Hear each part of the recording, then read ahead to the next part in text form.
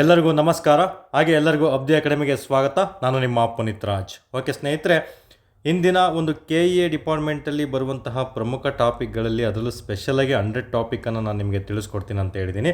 ಅದರಲ್ಲಿ ಇವತ್ತಿನ ಟಾಪಿಕ್ ಬಂದು 8ನೇ ಟಾಪಿಕ್ ಆಗಿರುತ್ತೆ. ತುಂಬಾ ಇಂಪಾರ್ಟೆಂಟ್ ಆಗಿರ್ಬೋದು. ಇದು ಕಳೆದ ಬಾರಿ ಒಂದು 7ನೇ ಟಾಪಿಕನ್ನು ನಾವು ಸಂವಿಧಾನದ ತಿದ್ದುಪಡಿಗಳನ್ನಾಗಿರ್ಬೋದು, 6ನೇ ಟಾಪಿಕನ್ನು ತೆರಿಗೆಗಳ ಮೂಲಕ ಯಾವೆಲ್ಲ ಪ್ರಶ್ನೆಗಳನ್ನು ಕೇಳ್ತಾರೆ ಎಕನಾಮಿಕ್ಸಲ್ಲಿ, ಮತ್ತು ಸಂವಿಧಾನದಲ್ಲಿ ಸಂವಿಧಾನ ತಿದ್ದುಪಡಿ ಯಾವ ರೀತಿ ಪ್ರಶ್ನೆ ಕೇಳ್ತಾನೆ.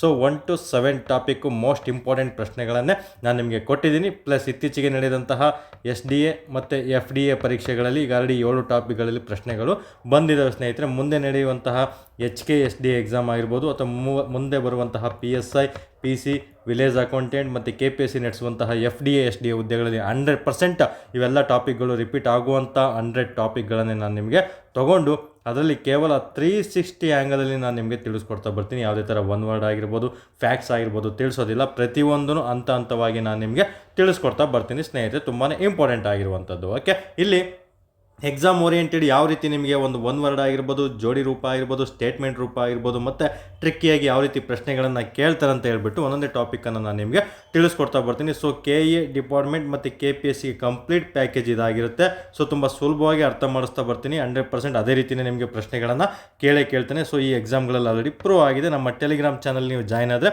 ವಿತ್ ಪ್ರೂಫ್ ಸಮೇತ ನಾನು ನಿಮಗೆ ತಿಳಿಸ್ಕೊಡ್ತಾ ಬರ್ತೀನಿ ಸ್ನೇಹಿತರೆ. ಓಕೆ, ಇಲ್ಲಿ ಯಾಕೆ ಕೇಳೋದಂದರೆ ಸ್ವಲ್ಪ ಟ್ರಸ್ಟ್ ಬರಲಿ. ಯಾಕಂದರೆ ಸ್ವಲ್ಪ ಜನ ಅಭ್ಯರ್ಥಿಗಳು ಏನೋ ಹೇಳ್ತಿದ್ದಾರೆ ಅಂತ ನೀವು ತಿಳ್ಕೊಳ್ತಾ ಬರ್ಬೋದು. ಬಟ್ ಎಷ್ಟೋ ಜನ ಗೊತ್ತಿರೋದಿಲ್ಲ ಸ್ನೇಹಿತರೆ. ಈ ವೈಯಕ್ತಿಕ ಮಾರ್ಗದರ್ಶನ ನಾನು ನೀಡ್ತಿರೋದೇ ಆಲ್ಮೋಸ್ಟ್ ವೈಯಕ್ತಿಕ ಮಾರ್ಗದರ್ಶನ, ಏನು ಓದಬೇಕು ಏನು ಓದಬಾರ್ದು ಅಂತ. ಸೊ ಅಲ್ಲಿ ಕಂಪ್ಲೀಟ್ ಡೀಟೇಲ್ಡಾಗಿ ನಾನು ನಿಮಗೆ ಹಂತವಾಗಿ ಮಾರ್ಗದರ್ಶನವನ್ನು ನೀಡ್ತಾ ಬರ್ತೀನಿ. ಆ ರೀತಿ ಫಾಲೋ ಅಪ್ ಮಾಡ್ಕೊಳ್ತಾ ಹೋದರೆ ಸಾಕು.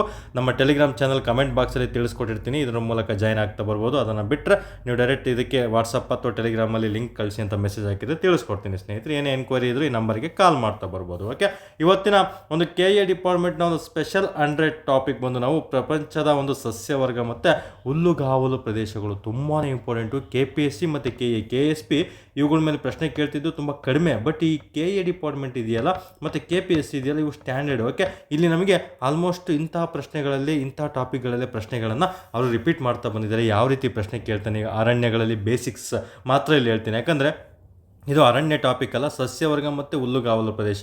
ಅರಣ್ಯ ಟಾಪಿಕ್ಕಿಗೆ ಒಂದು ಕ್ಲಾಸ್ ಬೇಕಾಗುತ್ತೆ, ಕಂಪ್ಲೀಟ್ 1.5 ಗಂಟೆ. ಅಲ್ಲಿ ನಿಮಗೆ ತಿಳಿಸ್ಕೊಡ್ತಾ ಬರ್ತೀನಿ ಇನ್ನೊಂದು ಟಾಪಿಕಲ್ಲಿ. ಸದ್ಯಕ್ಕೆ ಅರಣ್ಯಗಳಲ್ಲಿ ಸಸ್ಯವರ್ಗ ಓದ್ತಿದ್ದೀವಿ, ಹುಲ್ಲುಗಾವಲು ಓದ್ತಿದ್ದೀವಿ ಅಂದರೆ ಇದರಲ್ಲಿ ಒಂದು ಪಾರ್ಟ್ ಆಗಿರ್ತದೆ. ಹಾಗಾಗಿ ಸ್ವಲ್ಪ ಬೇಸಿಕ್ಸನ್ನು ತಿಳಿಸ್ಕೊಡ್ತಾ ಬರ್ತೀನಿ. ಇನ್ನು ಅರಣ್ಯದಲ್ಲಿ ಬರುವಂತಹ ವಿಧಗಳನ್ನು ತಿಳಿಸ್ಕೊಡ್ತೀನಿ. ಇನ್ನು ಸಸ್ಯವರ್ಗ ಅಂದ್ರೇನು, ಅವುಗಳ ವಿಶೇಷತೆಗಳೇನು, ಅವುಗಳಲ್ಲಿ ಯಾವೆಲ್ಲ ವಿಧಗಳಿದೆ ತಿಳಿಸ್ಕೊಡ್ತಾ ಬರ್ತೀನಿ. ಹುಲ್ಲುಗಾವಲು ಅಂದ್ರೇನು, ಅವುಗಳ ವಿಶೇಷತೆ ಏನು, ಅವುಗಳ ಲಕ್ಷಣಗಳ ಮೇಲೆ ನಿಮಗೆ ಎಕ್ಸಾಮಲ್ಲಿ ಸ್ಟೇಟ್ಮೆಂಟ್ ಪ್ರಶ್ನೆಗಳನ್ನು ಕೇಳಲಾಗ್ತದೆ, ಅವುಗಳನ್ನು ತಿಳಿಸ್ಕೊಡ್ತಾ ಬರ್ತೀನಿ. ಇನ್ನು ಇಲ್ಲಿ ವಿಧಗಳು ಮತ್ತು ಲಕ್ಷಣಗಳು ಯಾವ ರೀತಿ ಇದ್ದಾವೆ ಮತ್ತು ಅವುಗಳಿಗೆ ಉದಾಹರಣೆ, ಮೋಸ್ಟ್ ಇಂಪಾರ್ಟೆಂಟ್. ಎಲ್ಲ ಎಕ್ಸಾಮ್ಗಳಲ್ಲಿ ನಿಮಗೆ ಹುಲ್ಲುಗಾವಲು ಅಥವಾ ಸಸ್ಯವರ್ಗದಲ್ಲಿ ಉದಾಹರಣೆಗಳ ಮೇಲೆ ಪ್ರಶ್ನೆಗಳನ್ನು ನಿಮಗೆ ಕೇಳಲಾಗ್ತದೆ. ಸೊ ಇದು ಅತಿ ಹೆಚ್ಚಾಗಿ ಫೋಕಸ್ ಮಾಡಬೇಕಾಗುತ್ತೆ ನೀವು. ನಂತರ ನಿಮಗೆ ಹುಲ್ಲುಗಾವಲು ಪ್ರದೇಶ ಅಂದರೆ ಬರೀ ಉಷ್ಣವಲಯ, ಸಮಶೀತೋಷ್ಣ ವಲಯ ಅಂತ ಅಂದ್ಕೊಂಡಿರ್ತೀವಿ. ಬಟ್ ಅದನ್ನು ಬಿಟ್ಟು ಮಿಕ್ಕಿಡಿದ ಹುಲ್ಲುಗಾವಲು ಪ್ರದೇಶಗಳಿದೆ. ಅವುಗಳ ಮೇಲೆ ಎಂದೂ ಪ್ರಶ್ನೆಗಳು ಕೇಳಿಲ್ಲ, ಬಟ್ ನೆಕ್ಸ್ಟ್ ಲೆವೆಲ್ ಪ್ರಶ್ನೆಗಳು ಕೇಳಿದರೆ ಇಲ್ಲಿ ಕೇಳುವಂಥ ಚಾನ್ಸಸ್ ಇರುತ್ತೆ. ನಂತರ ಸಸ್ಯವರ್ಗ ಸಂಬಂಧಿಸಿದಂತಹ ಕೆಲವೊಂದು ಪ್ರದೇಶಗಳಿದ್ದಾವೆ ಸ್ನೇಹಿತರೆ. ಆ ಸಂಬಂಧಿಸಿದಂಥ ಪ್ರದೇಶಗಳು, ಫಾರ್ ಎಕ್ಸಾಂಪಲ್ ನಿಮಗೆ ಎಲ್ಲ ಓದಿರ್ತೀರಾ ಹೈಡ್ರೋಫೈಟ್ಸ್ ಅಂದರೆ ಏನು. ಓಕೆ, ಈ ರೀತಿಯೆಲ್ಲ ನೀವು ಓದಿರ್ತೀರಾ. ಓಕೆ, ಹೈಡ್ರೋಫೈಟ್ಸ್ ಎಲ್ರಿಗೂ ಸಹ ಗೊತ್ತಿರುತ್ತೆ. ಹೈಡ್ರೋಫೈಟ್ಸ್ ಅಂದ್ರೇನು, ಸಮಭಾಜಕ ವೃತ್ತದಲ್ಲಿ ಬರುವಂತಹ ಒಂದು ಜಲ ಸಸ್ಯಗಳಾಗಿರ್ತವೆ ಅಂತ ಗೊತ್ತಿರುತ್ತೆ. ಇನ್ನು ಝೀರೋಫೈಟ್ಸ್ ಮರುಭೂಮಿಯಲ್ಲಿ ಬೆಳೆಯುವಂಥ ಸಸ್ಯಗಳು. ಬಟ್ ಆದರೆ ಯಾರಿಗೂ ಇದು ಗೊತ್ತಿರಲ್ಲ, ತುಂಬ ಜನ ಅಭ್ಯರ್ಥಿಗಳು ಗೊತ್ತಿರೋದು ಕಡಿಮೆ. ಇದು ಓಕೆ, ಮೆಸೋಫೈಟ್ಸ್ ಅಂದರೆ ಏನು ಅಂತ ಪ್ರಶ್ನೆ ಕೇಳ್ಬೋದು. ಆ ಒಂದು ಟಾಪಿಕನ್ನು ಸಹ ಇಲ್ಲೇ ಕವರ್ ಮಾಡ್ತಾ ಬರ್ತೀನಿ. ಇದೊಂದು ಸಮೋಷ್ಣ ವಲಯದ ಒಂದು ಸಸ್ಯವರ್ಗ ಆಗಿರ್ತದೆ ಸ್ನೇಹಿತರೆ. ಎಕ್ಸಾಮ್ ದೃಷ್ಟಿಯಿಂದ ಇದು ಇಂಪಾರ್ಟೆಂಟ್. ಸಿಂಪಲ್ ಇಲ್ಲಿ ಸೇರಿಸ್ಕೊಂಡ್ಬಿಟ್ರೆ ಸಮೋಷ್ಣ ಬಂದ್ಬಿಡುತ್ತೆ. ಸಮೋಷ್ಣ ವಲಯದ ಒಂದು ಸಸ್ಯಗಳಂತ ನೀವು ಈ ರೀತಿ ಟ್ರಿಕ್ಕಿಯಾಗಿ ನೆನ್ಪಿಟ್ಕೋಬೇಕು. ಹಲವಾರು ಶಾಖೆಗಳಿದ್ದಾವೆ. ಆ ಶಾಖೆಗಳನ್ನು ಸಹ ಸಸ್ಯಗಳಿಗೆ ಸಂಬಂಧಪಟ್ಟಂತೆ ಇದೇ ಕ್ಲಾಸಲ್ಲಿ ನಾನು ನಿಮಗೆ ತಿಳಿಸ್ಕೊಡ್ತಾ ಬರ್ತೀನಿ ಸ್ನೇಹಿತರೆ. ಓಕೆ, ಇಲ್ಲಿ ತುಂಬಾ ಇಂಪಾರ್ಟೆಂಟು. ಓಕೆ, ಈಗ ನಾವು ಈ ಒಂದು ಟಾಪಿಕನ್ನು ಇಷ್ಟು ಟಾಪಿಕ್ಗಳಲ್ಲಿ ಇಲ್ಲಿ ಕವರ್ ಮಾಡ್ತಾ ಬರ್ತೀನಿ. ತುಂಬಾ ಇಂಪಾರ್ಟೆಂಟು. ನಿಮ್ಮ ಪ್ರತಿ ಎಕ್ಸಾಮಲ್ಲೂ 1 ರಿಂದ 2 ಪ್ರಶ್ನೆಗಳಲ್ಲಿ ರಿಪೀಟ್ ಆಗ್ತಾ ಬರ್ತವೆ. ಮುಂದಿನ ಎಲ್ಲ ಎಕ್ಸಾಮ್ಗಳಲ್ಲೂ ಪ್ರಶ್ನೆಗಳು ಕೇಳುವಂಥ ಚಾನ್ಸಸ್ ಇರುತ್ತೆ. ಈಗ ಒಂದೊಂದಾಗಿ ನಾವು ನೋಡ್ತಾ ಬರೋಣ ಸ್ನೇಹಿತರೆ. ಎಸ್, ಇಲ್ಲಿ ನೀವು ಗಮನಿಸಬೇಕು. ಈಗ ಅರಣ್ಯದ ಬಗ್ಗೆ, ನಮಗೆ ಫಾರೆಸ್ಟ್ ಬಗ್ಗೆ ಸ್ವಲ್ಪ ಬೇಸಿಕ್ಸನ್ನು ತಿಳ್ಕೊಡ. ನೋಡಿ, ನೆನಪಿರಲಿ, ಯಾರೆಲ್ಲ ಓದಿರ್ತೀರ, ಎಕ್ಸ್ಪೀರಿಯನ್ಸ್ ಇರೋರು ಅರಣ್ಯದ ಬಗ್ಗೆ ಇವರು ಜಾಸ್ತಿ ಮಾಹಿತಿ ಹೇಳಿಲ್ಲ ಅನ್ಕೋಬಾರ್ದು. ಅರಣ್ಯಕ್ಕೆ ಸಂಬಂಧಪಟ್ಟಂತೆ ಒಂದು ಸ್ಪೆಷಲ್ ವಿಡಿಯೋ ಬರುತ್ತೆ. ಅದನ್ನು ಸಹ ಟಾಪಿಕ್ ನಂಬರ್ 15 ಅಥವಾ 16 ನಾನು ತೊಗೊಂಡಿರ್ತೀನಿ. ಅಲ್ಲಿ ಕಂಪ್ಲೀಟ್ ಅರಣ್ಯ ಬಗ್ಗೆ ವಿಧಗಳಾಗಿರ್ಬೋದು ಮತ್ತು ಇತ್ತೀಚಿನ ಅರಣ್ಯ ವರದಿ ಬಗ್ಗೆ ಆಗಿರ್ಬೋದು ಎಲ್ಲನೂ ತಿಳಿಸ್ಕೊಡ್ತಾ ಬರ್ತೀನಿ. ಬಟ್ ಇದರಲ್ಲೇ ಕ್ಲಾಸಸ್ ಮಾಡ್ತಾ ಹೋದರೆ ಕಂಪ್ಲೀಟ್ ಸ್ವಲ್ಪ ಜಾಸ್ತಿ ಅವರ್ಸ್ ಕಾಣುತ್ತೆ, 1.5-2 ಗಂಟೆ ಬೇಕಾಗುತ್ತೆ. ಹಾಗಾಗಿ ಬೇಡ, ಒಂದು ವೀಡಿಯೋನ 40 ರಿಂದ 45 ಮಿನಿಟ್ಸ್ ಮಿನಿಟ್ಸ್ ಒಳಗಡೆ ಮುಗಿಸ್ಕೊಳಕ್ಕೆ ನಾನು ಪ್ರಯತ್ನ ಮಾಡ್ತಾ ಇದ್ದೀನಿ ಸ್ನೇಹಿತರೆ. ತುಂಬ ಸುಲಭವಾಗಿ ನಿಮಗೆ ಅರ್ಥ ಆಗಬೇಕು. ಹಾಗಾಗಿ ಇಲ್ಲಿ ಅರಣ್ಯದಲ್ಲಿ ಜಸ್ಟ್ ಬೇಸಿಕ್ಸನ್ನು ತಿಳಿಸ್ಕೊಡ್ತೀನಿ, ಅಲ್ಲಿ ಕಂಪ್ಲೀಟ್ ಡೀಟೇಲನ್ನು ತಿಳಿಸ್ಕೊಡ್ತೀನಿ. ಈ ವಿಡಿಯೋ ಬಂದು ಕಂಪ್ಲೀಟ್ ನಿಮಗೆ ಸಸ್ಯವರ್ಗ ಮತ್ತು ಹುಲ್ಲುಗಾವಲು ಪ್ರದೇಶಗಳು ಅಂತ ಹೇಳಿದ್ನಲ್ಲ, ಹುಲ್ಲುಗಾವಲು ಪ್ರದೇಶಗಳು, ಇಷ್ಟು ಮಾಹಿತಿಗಳನ್ನು ಇಲ್ಲಿ ಅತಿ ಹೆಚ್ಚಾಗಿ ತಿಳಿಸ್ಕೊಡ್ತಾ ಬರ್ತೀನಿ, ನೆನಪಲ್ಲಿಟ್ಕೊಳ್ಳಿ. ಓಕೆ, ನಂತರ ಹಾಗಾದರೆ ಫಾರೆಸ್ಟ್ ಬೇಸಿಕ್ಕಾಗಿ ಏನು ತಿಳ್ಕೊಬೇಕು, ಫಾರೆಸ್ಟ್ ಎಂಬ ಪದ ಯಾವ ಭಾಷೆಯಿಂದ ಬಂದಿದೆ ಅಂತ ಪ್ರಶ್ನೆ ಕೇಳುವಂಥ ಚಾನ್ಸಸ್ ಇರುತ್ತೆ. ಫಾರೆಸ್ಟ್ ಎಂಬ ಪದ ಲ್ಯಾಟಿನ್ ಭಾಷೆಯಿಂದ ಬಂದಿರ್ತದೆ ಸ್ನೇಹಿತರೆ, ನಿಮಗೆಲ್ಲರೂ ಸಹ ಗೊತ್ತು. ತುಂಬ ಬಾರಿ ರಿಪೀಟ್ ಆಗಿರೋದು ಒಂದು ಮಾನ್ಸೂನ್ ಎಂಬುದು ನಮಗೆ ಅರೇಬಿಕ್ ಭಾಷೆಯಿಂದ ಬಂದಿರುವಂಥ ಪ್ರದೇಶ, ಜಿಯೋಗ್ರಫಿಲಿ ರಿಪೀಟ್ ಆಗಿದೆ. ಇನ್ನು ಸುನಾಮಿ ಅಂತ ಬರುತ್ತೆ. ಸುನಾಮಿ ಅಂತ ಬಂದ ತಕ್ಷಣ ಇದೊಂದು ಜಪಾನ್ ಭಾಷೆಯಿಂದ ಬಂದಿರುವಂತಹ ಒಂದು ಪದ ಆಗಿರ್ತದೆ. ಇವೆಲ್ಲ ನಮಗೆ ಜಿಯೋಗ್ರಫಿಗೆ ಸಂಬಂಧಪಟ್ಟಂತೆ ತುಂಬಾ ಇಂಪಾರ್ಟೆಂಟ್ ಆಗಿರ್ತವೆ ಸ್ನೇಹಿತರೆ. ಇನ್ನೂ ಹಲವಾರು ಪ್ರಶ್ನೆಗಳು ಕೇಳ್ತಾನೆ, ಒಂದು ಪೆಟ್ರೋಲಿಯಂ ಆಗಿರ್ಬೋದು, ಮತ್ತು ಕೃಷಿ ಅಗ್ರಿಕಲ್ಚರ್ ಆಗಿರ್ಬೋದು, ಇವೆಲ್ಲ ಯಾವ ಭಾಷೆಗಳಿಂದ ಬಂದಿದೆ ಅಂತ ನಿಮಗೆ ಪ್ರಶ್ನೆಯನ್ನು ಕೇಳಲಾಗ್ತದೆ. ಅವುಗಳ ನೀವೇ ಪುಸ್ತಕದಲ್ಲಿ ಓದ್ಕೊಂಡಿರ್ಬೇಕು, ಅಥವಾ ನೀವು ಇದನ್ನೇ ಹೋಮ್ವರ್ಕ್ ಥರ ಮಾಡ್ಕೊಳ್ತಾ ತಿಳ್ಕೊಬೇಕಾಗುತ್ತೆ ಸ್ನೇಹಿತರೆ. ಸೊ ಕೇಳ್ಬೋದು, ಅರಣ್ಯ ಅಂದು ಲ್ಯಾಟಿನ್ ಭಾಷೆಯಿಂದ ಒಂದು ಪೋರಸ್ ಎಂಬ ಪದದಿಂದ ಬಂದಿದೆ ಅಂತ ತಿಳ್ಕೊಂಡಿದ್ರೆ ಸಾಕಾಗಿರ್ತದೆ ಸ್ನೇಹಿತರೆ. ಇನ್ನು ನಮಗೆ ಈ ಅರಣ್ಯ ಅಂತ ಯಾವ ರೀತಿ ಕನ್ಸಿಡರ್ ಮಾಡ್ತೀವಿ, ಯಾವುದೇ ಒಂದು ಪ್ರದೇಶ, ಈಗ ನಮ್ಮೂರಲ್ಲೂ ಸಹ ಕೆಲವೊಂದು ಸಸ್ಯ ಇರುತ್ತೆ, ಮತ್ತು ಅಲ್ಲಿ ಕೆಲವೊಂದು ಪ್ರಾಣಿಗಳಿರ್ತವೆ, ಬಟ್ ಅಲ್ಲಿ ನಿಮಗೆ ಹಲವಾರು ಮರಗಳಿರ್ತವೆ, ಅವುಗಳನ್ನ ಅರಣ್ಯ ಅಂತ ಕರಿಬೋದು ಅನ್ನೋ ಆ ಥರ ಎಲ್ಲ ನಾವು ಅರಣ್ಯ ಕರೆಯೋದಕ್ಕಾಗಲ್ಲ ಸ್ನೇಹಿತರೆ. ಅದಕ್ಕಂತಲೇ ಒಂದು ಸ್ಪೆಸಿಫಿಕ್ ಸ್ಟ್ಯಾಂಡರ್ಡೈಸೇಷನ್ ಇರ್ತದೆ. ಅದು ಏನು ಅಂತ ಇಲ್ಲಿ ಕೊಟ್ಟಿದ್ದಾರೆ ನೋಡಿ. ಇದು ಸ್ಟೇಟ್ಮೆಂಟಲ್ಲಿ 100% ಪ್ರಶ್ನೆ ಆಗುತ್ತೆ ನಿಮಗೆ. ಸ್ಟೇಟ್ ಫಾರೆಸ್ಟ್ ವರದಿ ಪ್ರಕಾರ, ಅಂದರೆ ಅರಣ್ಯ ಇಲಾಖೆಯ ಒಂದು ವರದಿ ಪ್ರಕಾರ, 1 ಹೆಕ್ಟೇರ್ ಹಾಗೂ ಅದಕ್ಕಿಂತ ಹೆಚ್ಚಿನ ಭೂಭಾಗ ಮರ ಇತರೆ ವೃಕ್ಷಗಳಿಂದ 10% ಹೊಂದಿದ್ದಲ್ಲಿ ಅಂತಹ ಭೂಭಾಗವನ್ನು ನಾವು ಅರಣ್ಯ ಅಂತ ಕರಿತೀವಿ. ನೋಡಿ, 10% ಅನ್ನೋದು ಇಲ್ಲಿ ತುಂಬಾ ಇಂಪಾರ್ಟೆಂಟ್ ಆಗಿರುತ್ತೆ. ಸ್ಟೇಟ್ಮೆಂಟ್ ಮೂಲಕ ನಿಮಗೆ ಪ್ರಶ್ನೆಗಳನ್ನು ಕೇಳಲಾಗ್ತದೆ. ಸೊ ನೆಕ್ಸ್ಟ್, ಈಗ ಅರಣ್ಯಕ್ಕೆ ಸಂಬಂಧಪಟ್ಟಂತೆ ಒನ್ ವರ್ಡಲ್ಲಿ ತುಂಬ ಬಾರಿ ಪ್ರಶ್ನೆ ಕೇಳಿರೋದು, ಭಾರತೀಯ ಅರಣ್ಯ ಸಂಶೋಧನಾ ಕೇಂದ್ರ ಎಲ್ಲಿದೆ? ತುಂಬ ಬಾರಿ ಎಕ್ಸಾಂಪಲ್ ಪ್ರಶ್ನೆ ಕೇಳಿದ್ದಾನೆ. ಭಾರತೀಯ ಅರಣ್ಯ ಸಂಶೋಧನಾ ಕೇಂದ್ರ ನಮಗೆ ಉತ್ತರಾಖಂಡ ರಾಜ್ಯದಲ್ಲಿದೆ. ಅದೇ ಸ್ಪೆಸಿಫಿಕ್ ಪ್ಲೇಸ್ ಕೇಳಿದರೆ ಡೆಹ್ರಾಡೂನ್. ಕೆಲವೊಮ್ಮೆ ಉತ್ತರಾಖಂಡ್, ಸೆಕೆಂಡ್ ಆಪ್ಷನ್ ಡೆಹ್ರಾಡೂನ್ ಇರುತ್ತೆ. ಡೆಹ್ರಾಡೂನನ್ನೇ ನೀವು ಚೂಸ್ ಮಾಡಬೇಕಾಗುತ್ತೆ ಸ್ನೇಹಿತರೆ. ಅತಿ ಹೆಚ್ಚು ಡೂನ್ಗಳು ಎಲ್ಲಿ ಕಂಡು ಬರ್ತವೆ ಅಂದರೆ ಡೆಹ್ರಾಡೂನ್ ಆಗಿರ್ತದೆ, ನೆನ್ಪಿಟ್ಕೋಬೇಕು. ಉತ್ತರಾಖಂಡ ಅತ್ಯಂತ ಪ್ರಮುಖವಾದ ಡೂನು ಸಹ ಡೆಹ್ರಾಡೂನೇ ಆಗಿರ್ತದೆ. ಸೊ ಅರಣ್ಯ ಪ್ರದೇಶ ನಮಗೆ ಈ ಉತ್ತರಾಖಂಡ ರಾಜ್ಯದ ಒಂದು ಡೆಹ್ರಾಡೂನ್ ಎಂಬ ಪ್ರದೇಶದಲ್ಲಿ ಕಂಡು ಬರ್ತದೆ ಸ್ನೇಹಿತರೆ. ಇಲ್ಲಿ ನಮಗೆ ಇನ್ನು ಫ್ಯಾಕ್ಟ್ಸ್ ಅಂತ ಬಂದಾಗ ಈ ಪ್ರಶ್ನೆ ತುಂಬ ಬಾರಿ ರಿಪೀಟ್ ಆಗಿದೆ. ಭಾರತೀಯ ರಾಷ್ಟ್ರೀಯ ಅರಣ್ಯ ನೀತಿ ಎಷ್ಟರಲ್ಲಿ ಜಾರಿಗೆ ಬಂತು ಅಂತ 1952. ನಿಮಗೆ ಇನ್ನೊಂದು ಬರುತ್ತೆ, ಇದಕ್ಕಿಂತ ಮುಂಚೆ ಬ್ರಿಟಿಷರು ಜಾರಿಗೆ ತಂದಿರ್ತಾರೆ ಒಂದು ಅರಣ್ಯ ಕಾಯ್ದೆ ಅಂತ. ಓಕೆ, ಅರಣ್ಯ ಕಾಯ್ದೆ ಅಂತ 1927ರಲ್ಲಿ ಜಾರಿಗೆ ಬರಲಾಗ್ತದೆ. ಬಟ್ ಇದು ರಾಷ್ಟ್ರೀಯ ಅರಣ್ಯ ನೀತಿ ಆಗಿರ್ತದೆ 1952ರಲ್ಲಿ ಸ್ನೇಹಿತರೆ. ನಂತರ ಅರಣ್ಯ ಸಂರಕ್ಷಣಾ ಕಾಯ್ದೆ ಅಂತ ಬರುತ್ತೆ. ಅರಣ್ಯ ಸಂರಕ್ಷಣಾ ಕಾಯ್ದೆ ಅಂತ ಬರುತ್ತೆ. ತುಂಬ ಬಾರಿ ರಿಪೀಟ್ ಆಗಿರುವಂಥದ್ದು 1980ರಲ್ಲಿ ಸ್ನೇಹಿತರೆ. 52, 27, 1980 ತುಂಬಾ ಇಂಪಾರ್ಟೆಂಟ್ ಆಗಿರ್ತದೆ, ನೆನ್ಪಿಟ್ಕೋಬೇಕು. ಅರಣ್ಯ ಸಂರಕ್ಷಣಾ ಕಾಯ್ದೆ ಆಗಿರ್ತದೆ ಸ್ನೇಹಿತರೆ. ಓಕೆ, ಇನ್ನು ಪರಿಸರ ಸಂರಕ್ಷಣಾ ಕಾಯ್ದೆ ಅಂತೆಲ್ಲ ಬರುತ್ತೆ, ವನ್ಯಜೀವಿ ಸಂರಕ್ಷಣಾ ಕಾಯ್ದೆ ಅಂತ ಬರುತ್ತೆ. ಅದರದೇ ಆದಂತಹ ಟಾಪಿಕ್ಗಳು ಬಂದಾಗ ನಾನು ನಿಮಗೆ ತಿಳಿಸ್ಕೊಡ್ತಾ ಬರ್ತೀನಿ ಸ್ನೇಹಿತರೆ. ಓಕೆ, ಈ ಒಂದು ಅರಣ್ಯ ಸಂಶೋಧನಾ ಕೇಂದ್ರ ಅಂತ ಬರುತ್ತೆ, ಅದೇ ಸ್ಥಳದಲ್ಲೇ ಇಂದಿರಾ ಗಾಂಧಿ ರಾಷ್ಟ್ರೀಯ ಅರಣ್ಯ ಅಕಾಡೆಮಿ ಎಲ್ಲಿದೆ ಅಂತ ಪ್ರಶ್ನೆ ಕೇಳ್ತಾನೆ. ಇಂದಿರಾ ಗಾಂಧಿ ರಾಷ್ಟ್ರೀಯ ಅರಣ್ಯ ಅಕಾಡೆಮಿ ಎಲ್ಲಿದೆ ಅಂತ ಪ್ರಶ್ನೆ ಕೇಳ್ತಾನೆ. ಡೆಹ್ರಾಡೂನ್. ಯಾಕಂದರೆ KE ಡಿಪಾರ್ಟ್ಮೆಂಟಲ್ಲಿ ನಿಮಗೆ ಶಾಖೆಗಳ ಬಗ್ಗೆ ಒಂದು ಪ್ರಶ್ನೆ ಫಿಕ್ಸ್ ಆಗಿರ್ತದೆ. ಅದನ್ನು ಬಿಟ್ಟರೆ ನಿಮಗೆ ಹೆಡ್ ಕ್ವಾರ್ಟರ್ಸ್ ಅರಣ್ಯ ಸಂಶೋಧನಾ ಕೇಂದ್ರ, ಕಲ್ಲಿದ್ದಲು ಸಂಶೋಧನಾ ಕೇಂದ್ರ, ಕಬ್ಬಿಣ ಸಂಶೋಧನಾ ಕೇಂದ್ರ, ಭತ್ತದ ಸಂಶೋಧನಾ ಕೇಂದ್ರ ಮತ್ತು ಕಬ್ಬಿನ ಸಂಶೋಧನಾ ಕೇಂದ್ರ, ಒಂದೊಂದು ಪ್ರಶ್ನೆಗಳು ಯಾವಾಗಲೂ ಕೇಳ್ತಾ ಇರ್ತೇನೆ. ತುಂಬ ಕೇರ್ಫುಲ್ಲಾಗಿ ನೀವು ಓದ್ಕೊಂಡಿರಬೇಕು. ಮತ್ತು ಪಂಚಾಯತ್ ರಾಜ್ ಇಲಾಖೆ ಕರ್ನಾಟಕದಲ್ಲಿ ಎಲ್ಲಿ ಹೆಡ್ ಕ್ವಾರ್ಟರ್ಸ್ ಇದೆ, ಭಾರತದಲ್ಲಿ ಪಂಚಾಯತ್ ರಾಜ್ ಇಲಾಖೆ ಹೆಡ್ ಕ್ವಾರ್ಟರ್ಸ್ ಎಲ್ಲಿದೆ, ಈ ರೀತಿ ಪ್ರಶ್ನೆಗಳನ್ನು ನಿಮಗೆ ಕೇಳಲಾಗ್ತದೆ ಸ್ನೇಹಿತರೆ. ತುಂಬ ಕೇರ್ಫುಲ್ಲಾಗಿ ಓದ್ಕೊಳ್ಳಿ. ಅದರಲ್ಲೂ ಕರ್ನಾಟಕದಲ್ಲಿ ಬರುವಂತಹ ಹೆಡ್ ಕ್ವಾರ್ಟರ್ಸ್ಗಳು ತುಂಬಾ ಇಂಪಾರ್ಟೆಂಟ್. ಅದು ಸೈನ್ಸ್ ಆ್ಯಂಡ್ ಟೆಕ್ ಆಗಿರ್ಬೋದು, ಅಥವಾ ನಿಮಗೆ ಪರಿಸರಕ್ಕೆ ಸಂಬಂಧಪಟ್ಟಿರೋದಾಗಿರ್ಬೋದು, ಅಥವಾ ಜಿಯೋಗ್ರಫಿಗೆ ಸಂಬಂಧಪಟ್ಟಿರುವಂತಹ ಎಲ್ಲ ಕೇಂದ್ರ ಕಚೇರಿಗಳನ್ನು ನೀವು ಕಡ್ಡಾಯವಾಗಿ ಓದಿರಲೇಬೇಕಾಗುತ್ತೆ. ನಂತರ ನಮಗೆ next one word facts question ಬಂದು, ಇಲ್ಲಿ ರಾಷ್ಟ್ರೀಯ ಪರಿಸರ ತಂತ್ರಜ್ಞಾನ ಸಂಶೋಧನಾ ಸಂಸ್ಥೆ ಎಲ್ಲಿದೆ ಅಂತ ಪ್ರಶ್ನೆ ಕೇಳ್ತಾರೆ. ನೋಡಿ, ರಾಷ್ಟ್ರೀಯ ಪರಿಸರ ತಂತ್ರಜ್ಞಾನ ಸಂಸ್ಥೆ ನಮಗೆ ಮಹಾರಾಷ್ಟ್ರದ ನಾಗಪುರ ಜಿಲ್ಲೆಯಲ್ಲಿದೆ, ನೆನ್ಪಿಟ್ಕೊಳ್ಳಿ. ತುಂಬಾ ಇಂಪಾರ್ಟೆಂಟ್. ಇವೆಲ್ಲ ಜಸ್ಟ್ ಫ್ಯಾಕ್ಟ್ಸ್, ತುಂಬಾ ಇಂಪಾರ್ಟೆಂಟು, ತುಂಬ ಬಾರಿ ರಿಪೀಟ್ ಆಗಿರುವಂಥದ್ದು. ನೆಕ್ಸ್ಟ್ ಕ್ವಶನ್ ತುಂಬಾ ಇಂಪಾರ್ಟೆಂಟ್. ಭಾರತೀಯ ಅರಣ್ಯ ತರಬೇತಿ ಸಂಸ್ಥೆ. ನೋಡಿ, ಇಲ್ಲಿ ಇಂದಿರಾ ಗಾಂಧಿ ರಾಷ್ಟ್ರೀಯ ಅರಣ್ಯ ಅಕಾಡೆಮಿ ಬೇರೆ, ಭಾರತೀಯ ಅರಣ್ಯ ತರಬೇತಿ ಸಂಸ್ಥೆ ಬೇರೆ. ಇದು ತೆಲಂಗಾಣ ರಾಜ್ಯದ ಹೈದರಾಬಾದ್ನಲ್ಲಿ ನೆಲೆಸಿದೆ ಸ್ನೇಹಿತರೆ. ತುಂಬಾ ಇಂಪಾರ್ಟೆಂಟು. ಓಕೆ, ನಂತರ ನಮಗೆ ಈ ಅರಣ್ಯ ವರದಿಯನ್ನು ಪ್ರಕಟಣೆ ಮಾಡುತ್ತೆ. ಪ್ರತಿ 2 ವರ್ಷಗಳಿಗೊಮ್ಮೆ ಅರಣ್ಯ ವರದಿನೂ ಸಹ ಇಲ್ಲಿ ಪ್ರಕಟ ಆಗ್ತಾ ಬರ್ತದೆ ಸ್ನೇಹಿತರೆ. ನಮಗೆ ಒಂದು ಫಾರೆಸ್ಟ್ ಅಂತ ಬಂದಾಗ ಭಾರತದಲ್ಲಿ ಆಗಿರ್ಬೋದು, ಮತ್ತು ಒಂದು ರಾಷ್ಟ್ರೀಯ ಅರಣ್ಯ ನೀತಿ ಪ್ರಕಾರ ಭಾರತದಲ್ಲಿ ಎಷ್ಟು ಅರಣ್ಯ ಕೂಡಿರಬೇಕು, ಅರಣ್ಯವಿರಬೇಕು ಅಂತ ತಿಳಿಸ್ಕೊಡುತ್ತೆ ಅಂತ ಪ್ರಶ್ನೆ ಕೇಳ್ತಾನೆ. ನಮಗೆ ಒಂದು ಪರಿಸರದ ಒಂದು ಸಮತೋಲನದಿಂದ ಕೂಡಿರಲು ನಮಗೆ ಭಾರತದಲ್ಲಿ ಒಟ್ಟು 33% ಅಷ್ಟು ಅರಣ್ಯ ಕೂಡಿರಬೇಕಂತ ತಿಳಿಸ್ಕೊಡುತ್ತೆ ಸ್ನೇಹಿತರೆ. ಇದು ನೆನ್ಪಿಟ್ಕೊಳ್ಳಿ. 1988ರ ರಾಷ್ಟ್ರೀಯ ಅರಣ್ಯ ನೀತಿಯ ಪ್ರಕಾರ ಪರಿಸರ ಸಮತೋಲನದಿಂದ ಕೂಡಿರಲು ಡ್ಯಾಶ್ರಷ್ಟು ಅರಣ್ಯವಿರಬೇಕು ಎಂದು ವರದಿ ತಿಳಿಸುತ್ತದೆ ಅಂತ ಪ್ರಶ್ನೆ ಕೇಳ್ತಾನೆ. 33% ಅನ್ನೋದು ಇಲ್ಲಿ ತುಂಬಾ ಇಂಪಾರ್ಟೆಂಟು. 33 ನಿಮಗೇನು ಕನ್ಫ್ಯೂಷನ್ ಆಗೋಲ್ಲ. ಯಾಕಂದರೆ ಮಹಿಳೆಯರಿಗೆ ಸ್ಥಾನಮಾನ ನೀಡೋದಕ್ಕೆ ಪಂಚಾಯತ್ಗಳಲ್ಲಾಗಿರ್ಬೋದು ಅಥವಾ ಕೇಂದ್ರದಲ್ಲಾಗಿರ್ಬೋದು ಎಷ್ಟೆಷ್ಟು ಪರ್ಸೆಂಟ್ ಕೊಡ್ತಾರೆ ಅಂತ ಆಲ್ಮೋಸ್ಟ್ 33% ಅಂತಲೇ ನೀವು ಓದಿರ್ತೀರ. ಸೊ ಈಸಿಯಾಗಿ ನೆನ್ಪಿಟ್ಕೊಳ್ಳಿ, 3% ಅಷ್ಟು ಅರಣ್ಯ ಇರಬೇಕು ಸ್ನೇಹಿತರೆ. ಹಾಗಾದರೆ ನಮ್ಮ ಭಾರತದಲ್ಲಿ ಅರಣ್ಯ ರೀತಿ ಪ್ರಕಾರ 33% ಇರಬೇಕಂತ ಹೇಳಿದೆ. ಬಟ್ ಇದು ಸ್ಟೇಟ್ಮೆಂಟ್ ಕೇಳ್ತಾ ನೋಡಿ, ಇದು ಸ್ಟೇಟ್ಮೆಂಟ್ ಮೂಲಕ ತುಂಬಾ ಇಂಪಾರ್ಟೆಂಟು. ಹಾಗಾದರೆ ಅಷ್ಟು ನಮ್ಮಲ್ಲಿ ಇದೆಯಾ ಅಂತ ಪ್ರಶ್ನೆಗಳನ್ನು ಕೇಳ್ತಾ ಬರ್ಬೋದು. ಅಷ್ಟೊಂದು ನಮ್ಮಲ್ಲಿ ಇಲ್ಲ ಸ್ನೇಹಿತರೆ. ನಮಗೇನೀಗ ಭಾರತದಲ್ಲಿ ಎಷ್ಟು ಉದ್ದ ಇದೆ ಭಾರತ?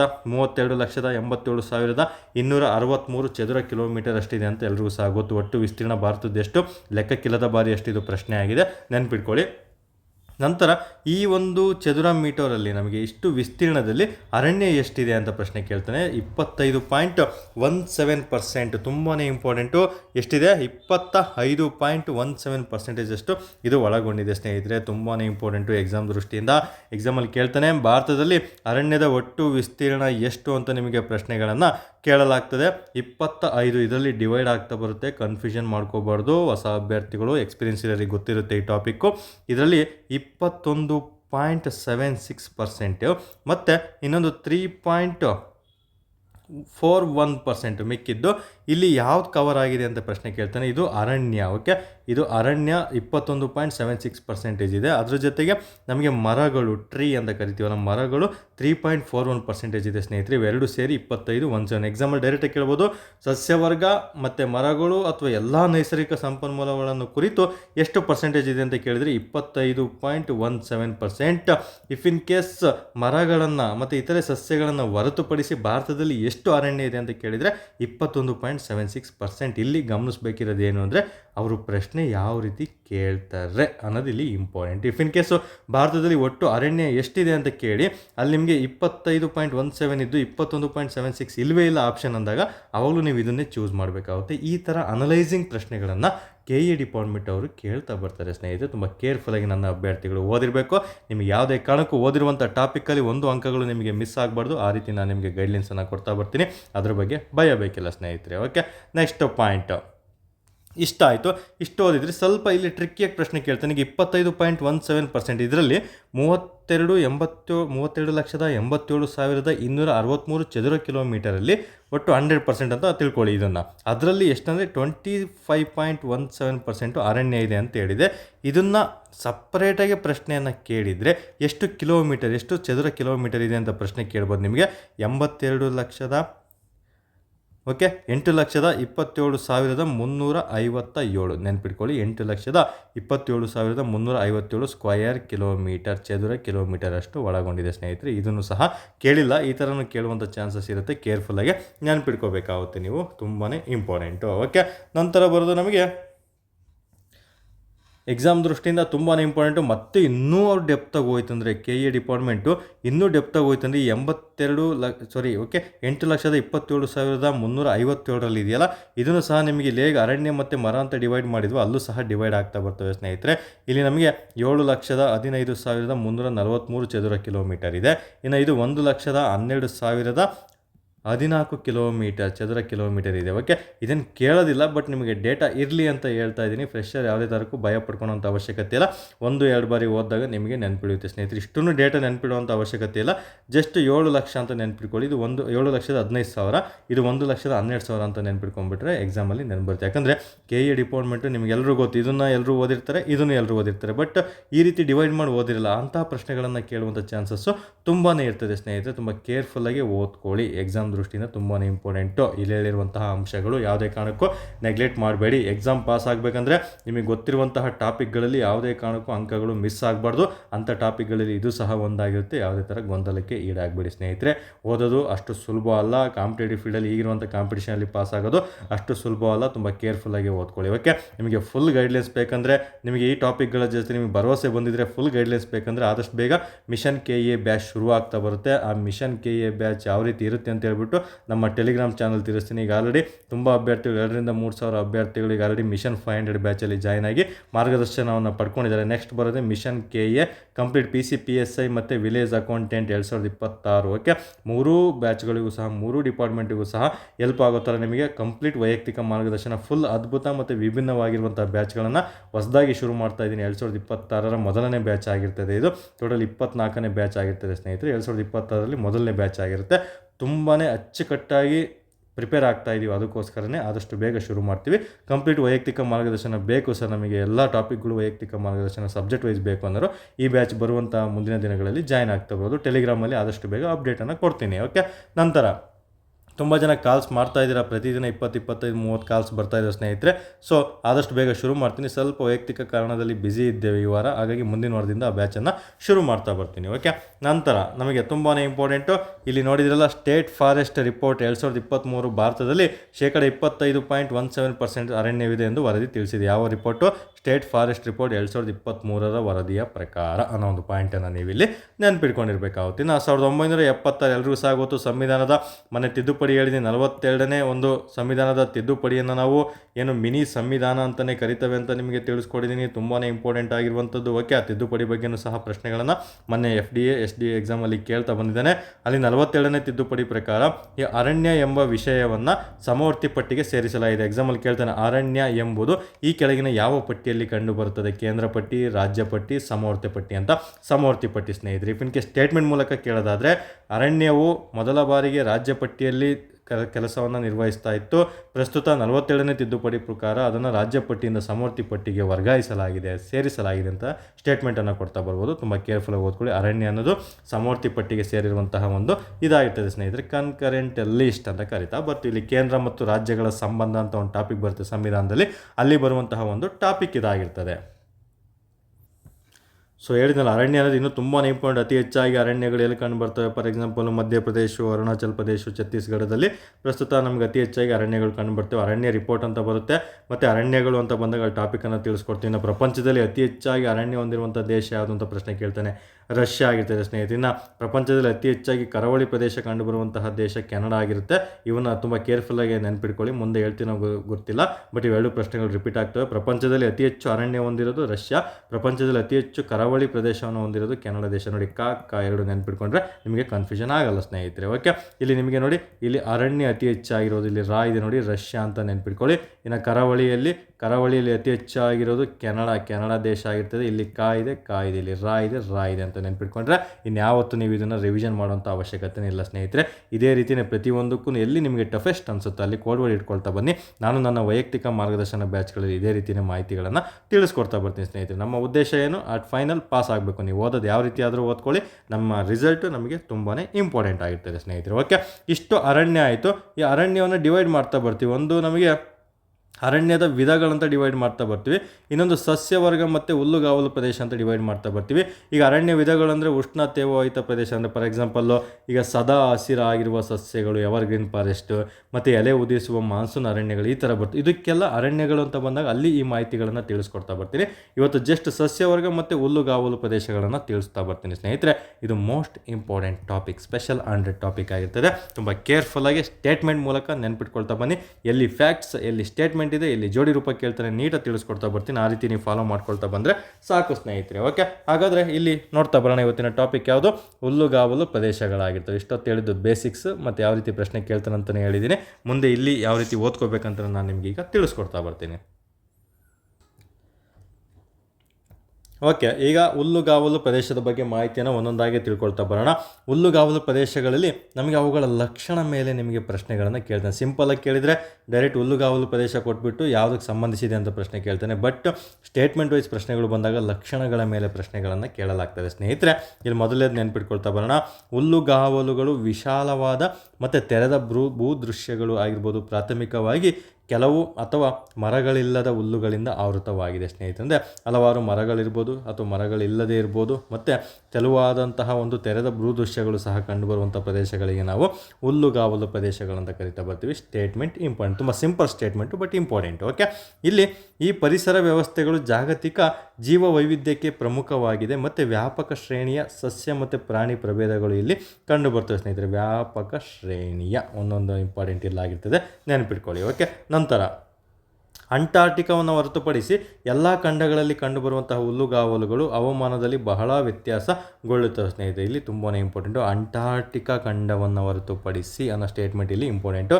ಎಲ್ಲ ಖಂಡಗಳಲ್ಲಿ ಕಂಡುಬರುವಂತಹ ಹುಲ್ಲುಗಾವಲುಗಳು ಹವಾಮಾನದಲ್ಲಿ ಬಹಳ ವ್ಯತ್ಯಾಸವಾಗಿರ್ತದೆ. ನೋಡಿ, ಜಸ್ಟ್ ಸ್ಟೇಟ್ಮೆಂಟನ್ನು ನೆನ್ಪಿಟ್ಕೋಬೇಕು. ನೀವು ಯಾರು ಚಿಕ್ಕ ಹುಡುಗರಲ್ಲ, ಜಸ್ಟ್ ಒಂದ್ಸಲ ಸ್ಟೇಟ್ಮೆಂಟ್ ಓದಿದ ತಕ್ಷಣ ಅರ್ಥ ಮಾಡ್ಕೊಳ್ಳೋಂಥ ಅವಶ್ಯಕತೆ ಇರಬೇಕು ಸ್ನೇಹಿತರೆ.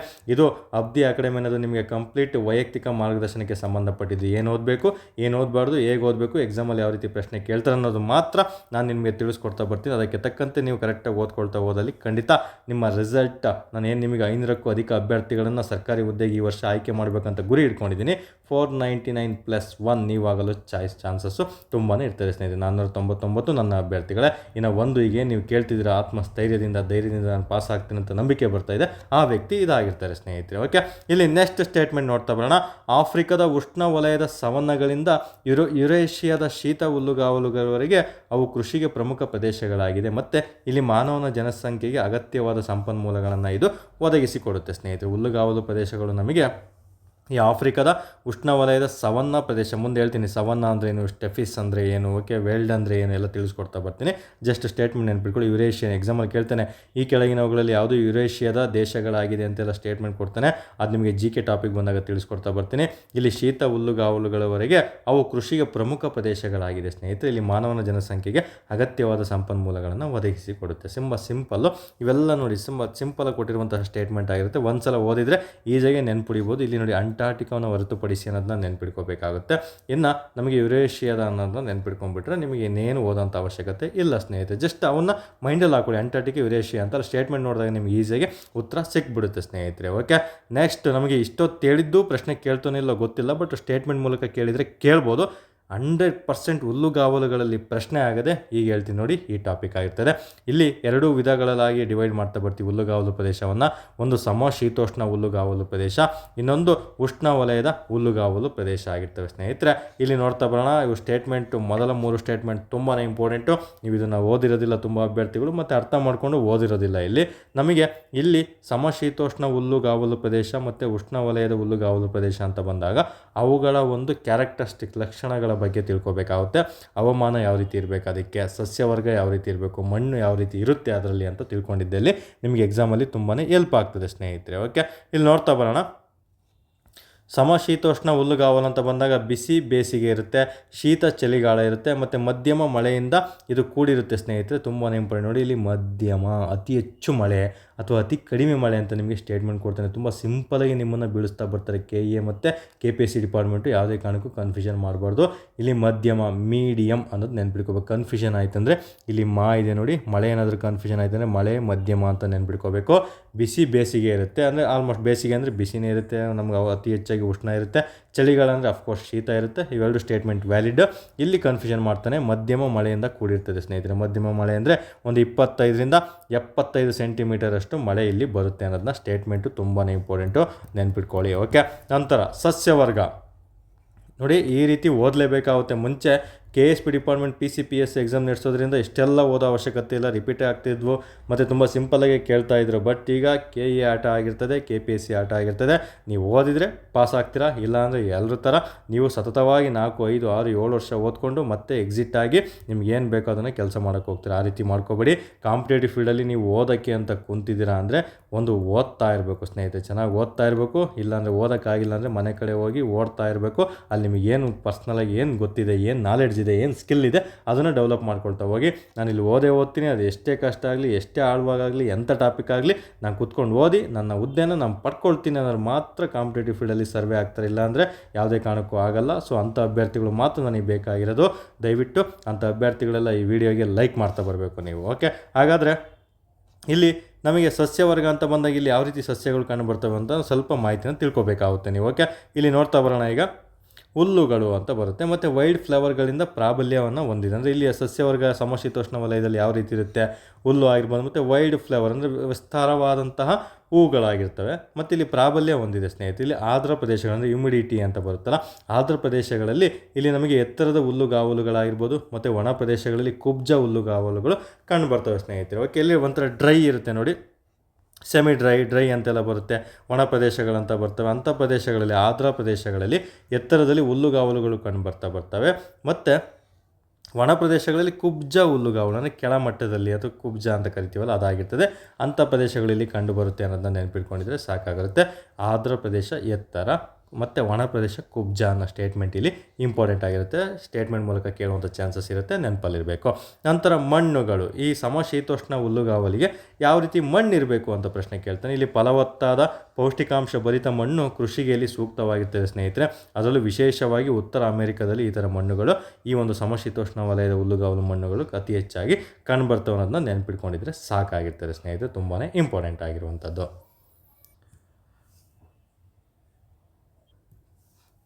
ಓಕೆ, ಸ್ಟೇಟ್ಮೆಂಟ್ ತುಂಬಾ ಇಂಪಾರ್ಟೆಂಟು. ಇವನು ಕೇಳ್ತಾನೋ ಬಿಡ್ತಾನೋ ಗೊತ್ತಿಲ್ಲ, ಬಟ್ ಇದಂತೂ 100% ಕೇಳ್ತಾನೆ. ನೆಕ್ಸ್ಟ್ ಉದಾಹರಣೆಗಳು ಇಲ್ಲಿ ತುಂಬ ಸಿಂಪಲ್, ಮಧ್ಯಮ, ಇಲ್ಲಿ ಎತ್ತರ, ಕುಬ್ಜ ಅನ್ನೋದು ನೆನ್ಪಿಟ್ಕೊಳ್ಳಿ. ಇಲ್ಲಿ ನೋಡಿ ಫಲವತ್ತಾದ ಪೌಷ್ಟಿಕಾಂಶ, ಅಫ್ಕೋರ್ಸ್ ಇವೆರಡು ಇತ್ತಂದ್ರೆ ಅದು ನಾವು ಕೃಷಿಗೆ ಸೂಕ್ತವಾಗಿದೆ ಅಂತ ಕನ್ಸಿಡರ್ ಮಾಡುವಂಥ ಒಂದು ಪಾಸಿಟಿವ್ ಸ್ಟೇಟ್ಮೆಂಟನ್ನು ನೆನ್ಪಿಟ್ಕೊಂಡ್ರೆ ಮುಗ್ದೋಯ್ತು ಸ್ನೇಹಿತರೆ. ಓಕೆ, ಇಲ್ಲಿ ನೆಕ್ಸ್ಟ್ ಬರೋದು ಉದಾಹರಣೆಗಳು. ಎಕ್ಸಾಮಲ್ಲಿ ಕೇಳ್ತಾನೆ, ಪ್ರೈರೀಸ್ ಎಂಬುದು ಒಂದು ಸಮಶೀತೋಷ್ಣ ವಲಯ ಪ್ರದೇಶಕ್ಕೆ ಸಂಬಂಧಪಟ್ಟಿದ್ದು, ಅಥವಾ ಉಷ್ಣವಲಯಕ್ಕೆ, ಅಥವಾ ಮೆಡಿಟೇರಿಯನ್ ಪ್ರದೇಶ, ಈ ರೀತಿ ಆಪ್ಷನನ್ನು ಕೊಡ್ತಾನೆ.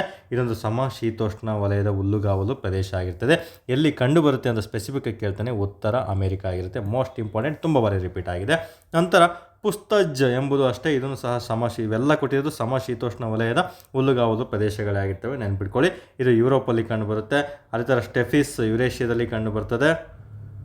ನಂತರ ಮಂಚೂರಿಯಾ ಏಷ್ಯಾದಲ್ಲಿ ಕಂಡು ಬರ್ತದೆ. ಪಂಪಸ್ ದಕ್ಷಿಣ ಆಫ್ರಿಕಾದಲ್ಲಿ ಕಂಡು ಬರ್ತದೆ. ವೆಲ್ಡ್ ತುಂಬ ಬಾರಿ ರಿಪೀಟ್ ಆಗಿದೆ, ಇದು ಆಫ್ರಿಕಾದಲ್ಲಿ ಕಂಡು ಬರ್ತದೆ ಸ್ನೇಹಿತರೆ. ನಂತರ ಡೌನ್ಸ್ ತುಂಬ ಬಾರಿ ರಿಪೀಟ್ ಆಗಿದೆ, ಆಸ್ಟ್ರೇಲಿಯಾದಲ್ಲಿ ಕಂಡು ಬರ್ತದೆ. ಮತ್ತು ಕ್ಯಾಂಟೆಂಬರಿ ನ್ಯೂಜಿಲೆಂಡ್ನಲ್ಲಿ ಕಂಡು ಬರ್ತದೆ ಸ್ನೇಹಿತರೆ. ಇನ್ನೊಂದು ಬರುತ್ತೆ ಓಶಿನಿಯಾ. ಓಕೆ, ಓಶಿನಿಯಾ ಎಂಬ ಸ್ಥಳ ಬರ್ತದೆ.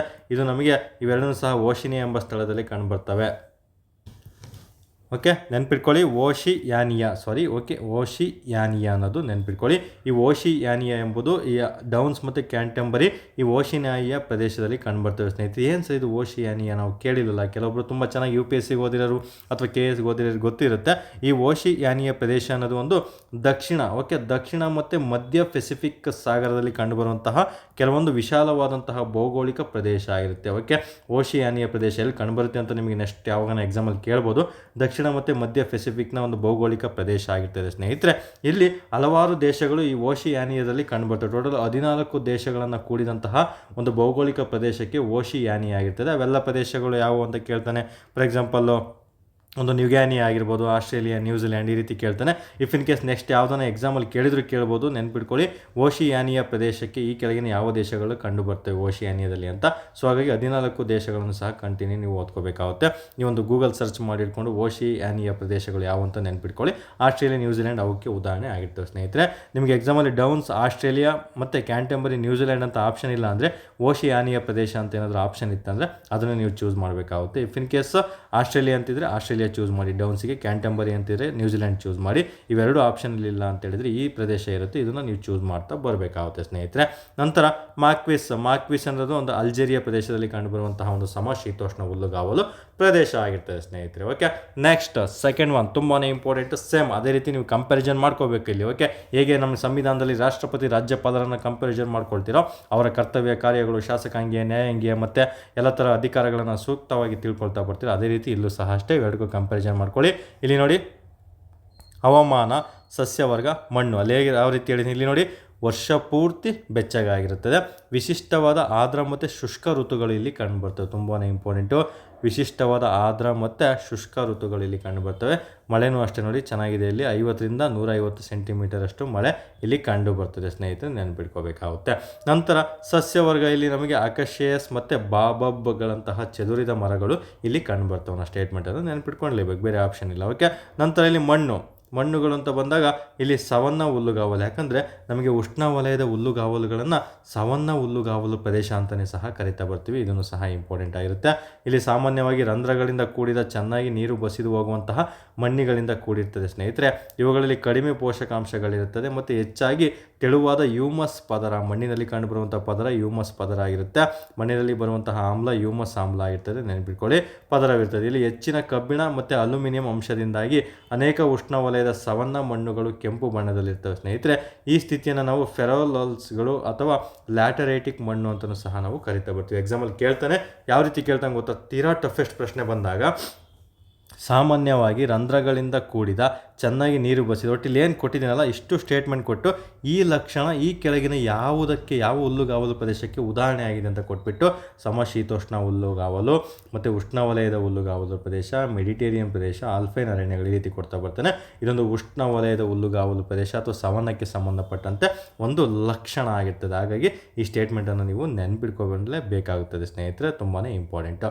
ನೆಕ್ಸ್ಟ್ ಇಲ್ಲಿ ನಿಮಗೆ ಪ್ರಶ್ನೆಗಳು ಕೇಳ್ತಾ ಬರೋದು, ನಿಮಗೆ ಉದಾಹರಣೆಗಳ ಮೇಲೆ ಪ್ರಶ್ನೆಯನ್ನು ಕೇಳ್ತಾ ಬರ್ತಾನೆ. ಆಲ್ರೆಡಿ ತುಂಬ ಬಾರಿ ಕೇಳಿದ್ದಾನೆ ಸ್ನೇಹಿತರೆ. ಇವನ್ನು ಯಾವುದು ಇತ್ತೀಚೆಗೆ ನಡೆದಂತಹ ಲಾಸ್ಟ್ ಇಯರ್ ಯಾವುದಪ್ಪ ಅದು, ಓಕೆ, 402 PSL ಪೇಪರ್ಲ್ಲೂ ಸಹ ಈ ಪ್ರಶ್ನೆ ಕೇಳಿದ್ದಾನೆ. ಈ ಕೆಳಗಿನವುಗಳಲ್ಲಿ ಯಾವುದು ಸಮಶೀತೋಷ್ಣ ವಲಯಗಳಿಗೆ ಉದಾಹರಣೆ ಅಲ್ಲೇನೋ ಅಥವಾ ಉದಾಹರಣೆ ಆಗಿದೆಯೋ ಅಂತ ಪ್ರಶ್ನೆ ಕೇಳಿದ್ದಾನೆ. ಸೊ ಹಾಗಾಗಿ ಸಮಶೀತೋಷ್ಣ ವಲಯ ಓದ್ಕೊಂಡಿರಬೇಕು ಉದಾಹರಣೆಗಳು, ಅದ್ರ ಜೊತೆಗೆ ಉಷ್ಣವಲಯದ ಉದಾಹರಣೆಗಳು ಇಲ್ಲೇನು ಕೊಟ್ಟಿದ್ದೀನಲ್ಲ 4, ಇವನು ಸಹ ನೀವು ನೆನ್ಪಿಟ್ಕೊಂಡಿದ್ದಲ್ಲಿ ಮಾತ್ರ ಇವನ್ನ ಈಸಿಯಾಗಿ ಎಲಿಮಿನೇಟ್ ಮಾಡ್ತಾ ಬರ್ಬೋದು ಸ್ನೇಹಿತರೆ. ನೋಡಿ ಇಲ್ಲಿ ನಮಗೆ ಉದಾಹರಣೆ ಲಾನೋಸ್ ಅಂತ ಬರುತ್ತೆ. ಲಾನೋಸ್ ಅನ್ನೋದು ಎಂಬುದು ಉಷ್ಣವಲಯದ ಹುಲ್ಲುಗಾವಲು ಪ್ರದೇಶಕ್ಕೆ ಉದಾಹರಣೆ ಆಗಿರ್ತದೆ. ಇಲ್ಲಿ ಇದು ದಕ್ಷಿಣ ಅಮೆರಿಕದಲ್ಲಿ ಕಂಡುಬರ್ತದೆ. ಇನ್ನೊಂದು ಕ್ಯಾಂಪೋಸ್, ಇದು ಸಹ ದಕ್ಷಿಣ ಆಫ್ರಿಕಾದಲ್ಲಿ. ಮತ್ತು ಸವನ್ನ ಬರುತ್ತೆ, ಇಲ್ಲ ಆಫ್ರಿಕನ್ ಸವನ್ನ ಅಂತ ಬರುತ್ತೆ, ಆಸ್ಟ್ರೇಲಿಯನ್ ಸವನ್ನ ಅಂತ ಬರುತ್ತೆ.